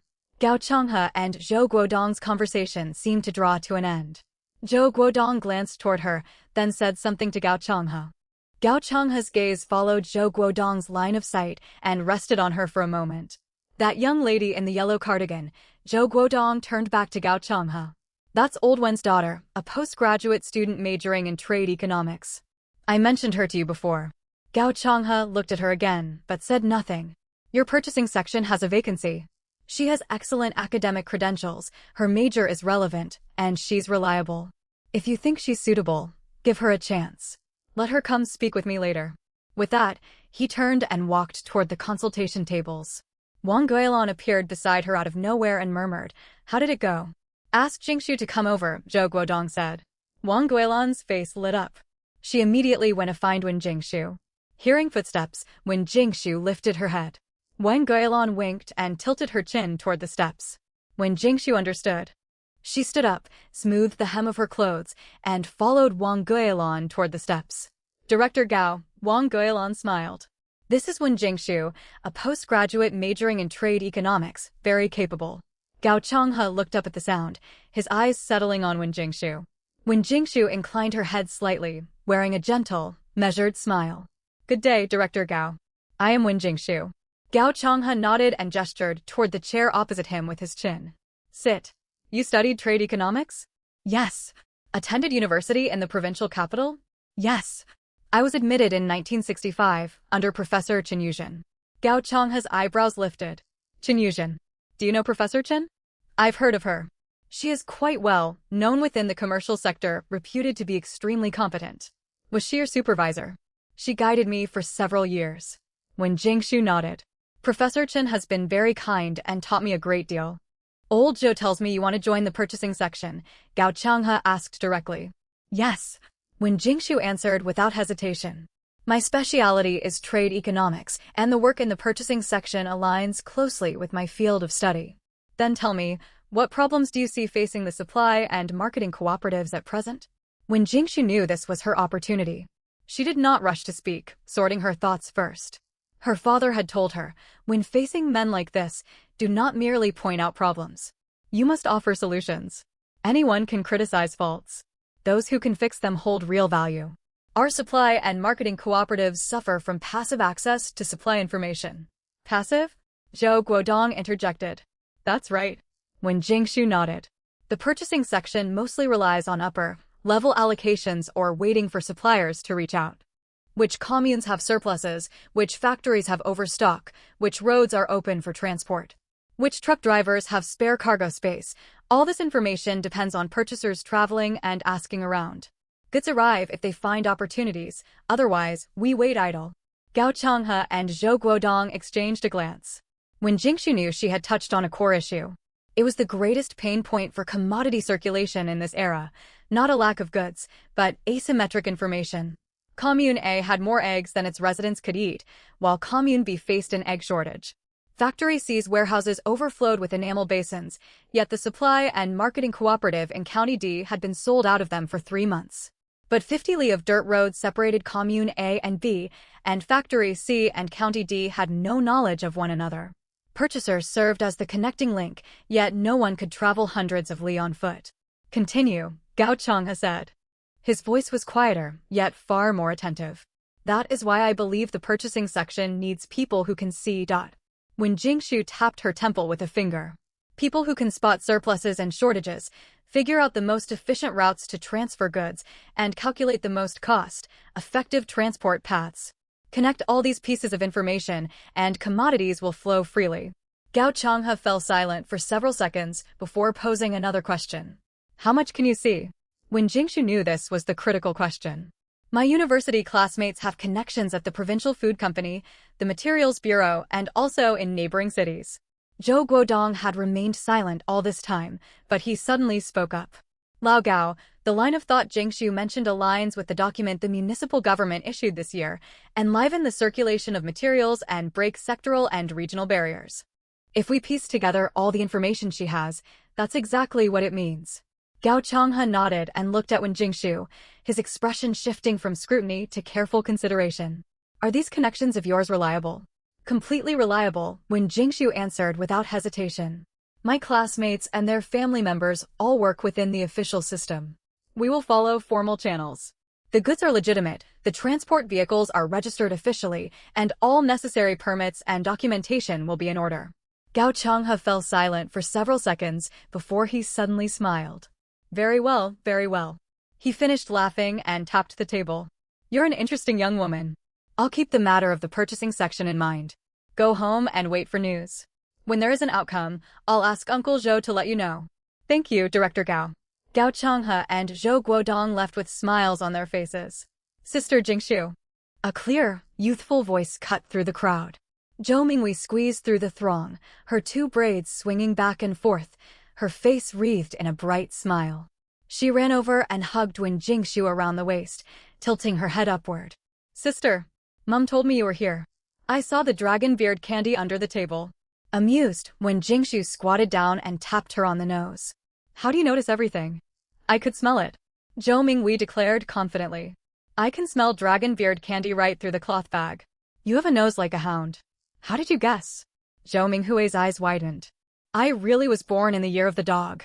When Jingshu walked back from the free medical consultation with her second brother, in such high spirits that she felt like humming a tune, she held herself back. A proper prospective staff member of the purchasing section ought not skip down the street. What if Director Gao or Director Zhou caught sight of her from a window? She rode her bicycle with poise, turned into the residential compound with poise, and propped the bike beneath the jujube tree, still maintaining her composure. Then her composed demeanor crumbled away. Her mother stood in the kitchen doorway, holding a live old hen. Blood dripped steadily from its neck onto the brick floor. Mother and daughter locked eyes. Mum.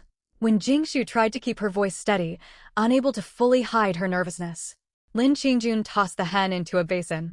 How did the event go? Perfectly well. Aunt Wang was there today, as was Director Zhou, and Director Gao from the Supply and Marketing Cooperative. She deliberately stressed the name, Director Gao. Sure enough, Lin Qingjun raised an eyebrow. Gao Changhe. That's right. Director Gao spoke with me for quite a while. He asked about my major, my ideas for the purchasing section, and told me to wait at home for updates. Come inside and talk. When Jingshu obediently followed her mother into the main room and sat beside the square table, hands resting on her knees, she recounted every word of her conversation with Gao Changhe. When she repeated her line that what the purchasing section needs most is not people who can run errands, but people who can see opportunities, the corners of Lin Qingjun's eyes curved gently.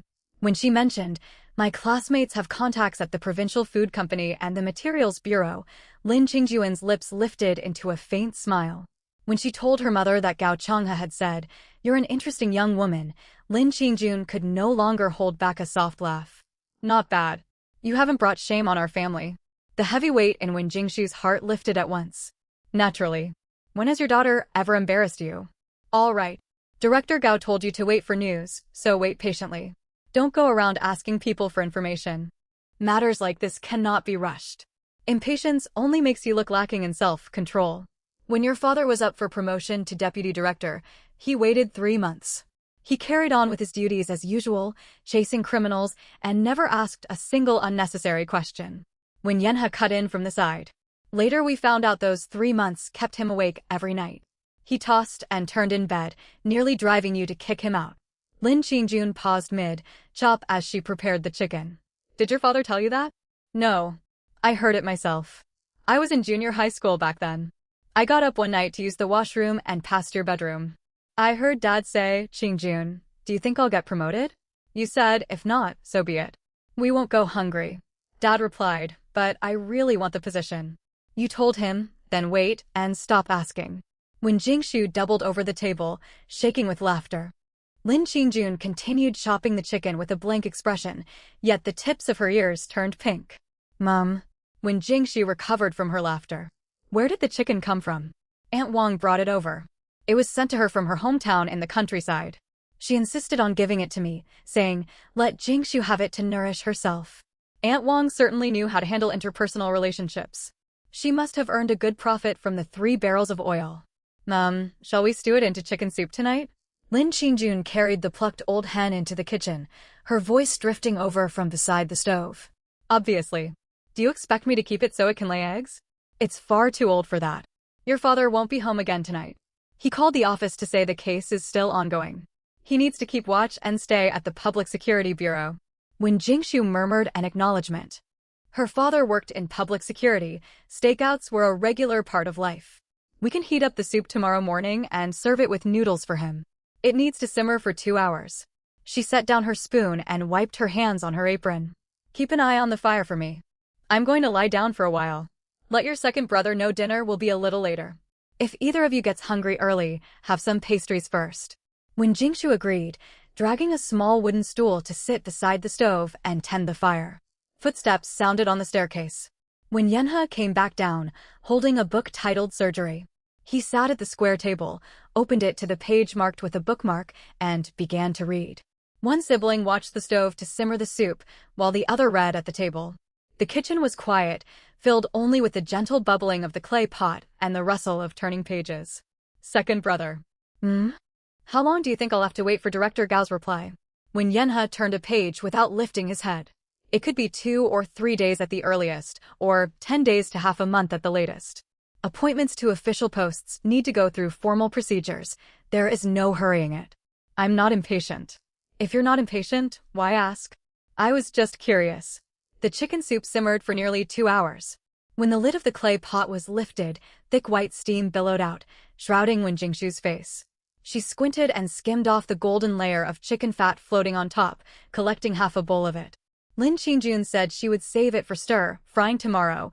It tasted better than soybean oil. Lin Qingjun had come down from upstairs at some point. She stood in the kitchen doorway, glanced at the color of the soup, and nodded. Good, it's cooked through. One bowl was set on the stove for Wen Zhongping. A plate covered the top, and a note was tucked underneath. Heat it yourself. Don't eat it cold. When Jingxu tucked into the chicken soup heartily. She ate a chicken wing, then a chicken paw, and then picked out a piece of chicken neck. She had always loved these cuts. There was not much meat, but they absorbed all the flavor and were satisfying to gnaw on. After dinner, when Yenhe cleared the bowls to wash them. When Jingxu went upstairs, pushed open her bedroom door, and walked to the bed in the dark before sitting down. Ding, a light screen popped up on schedule.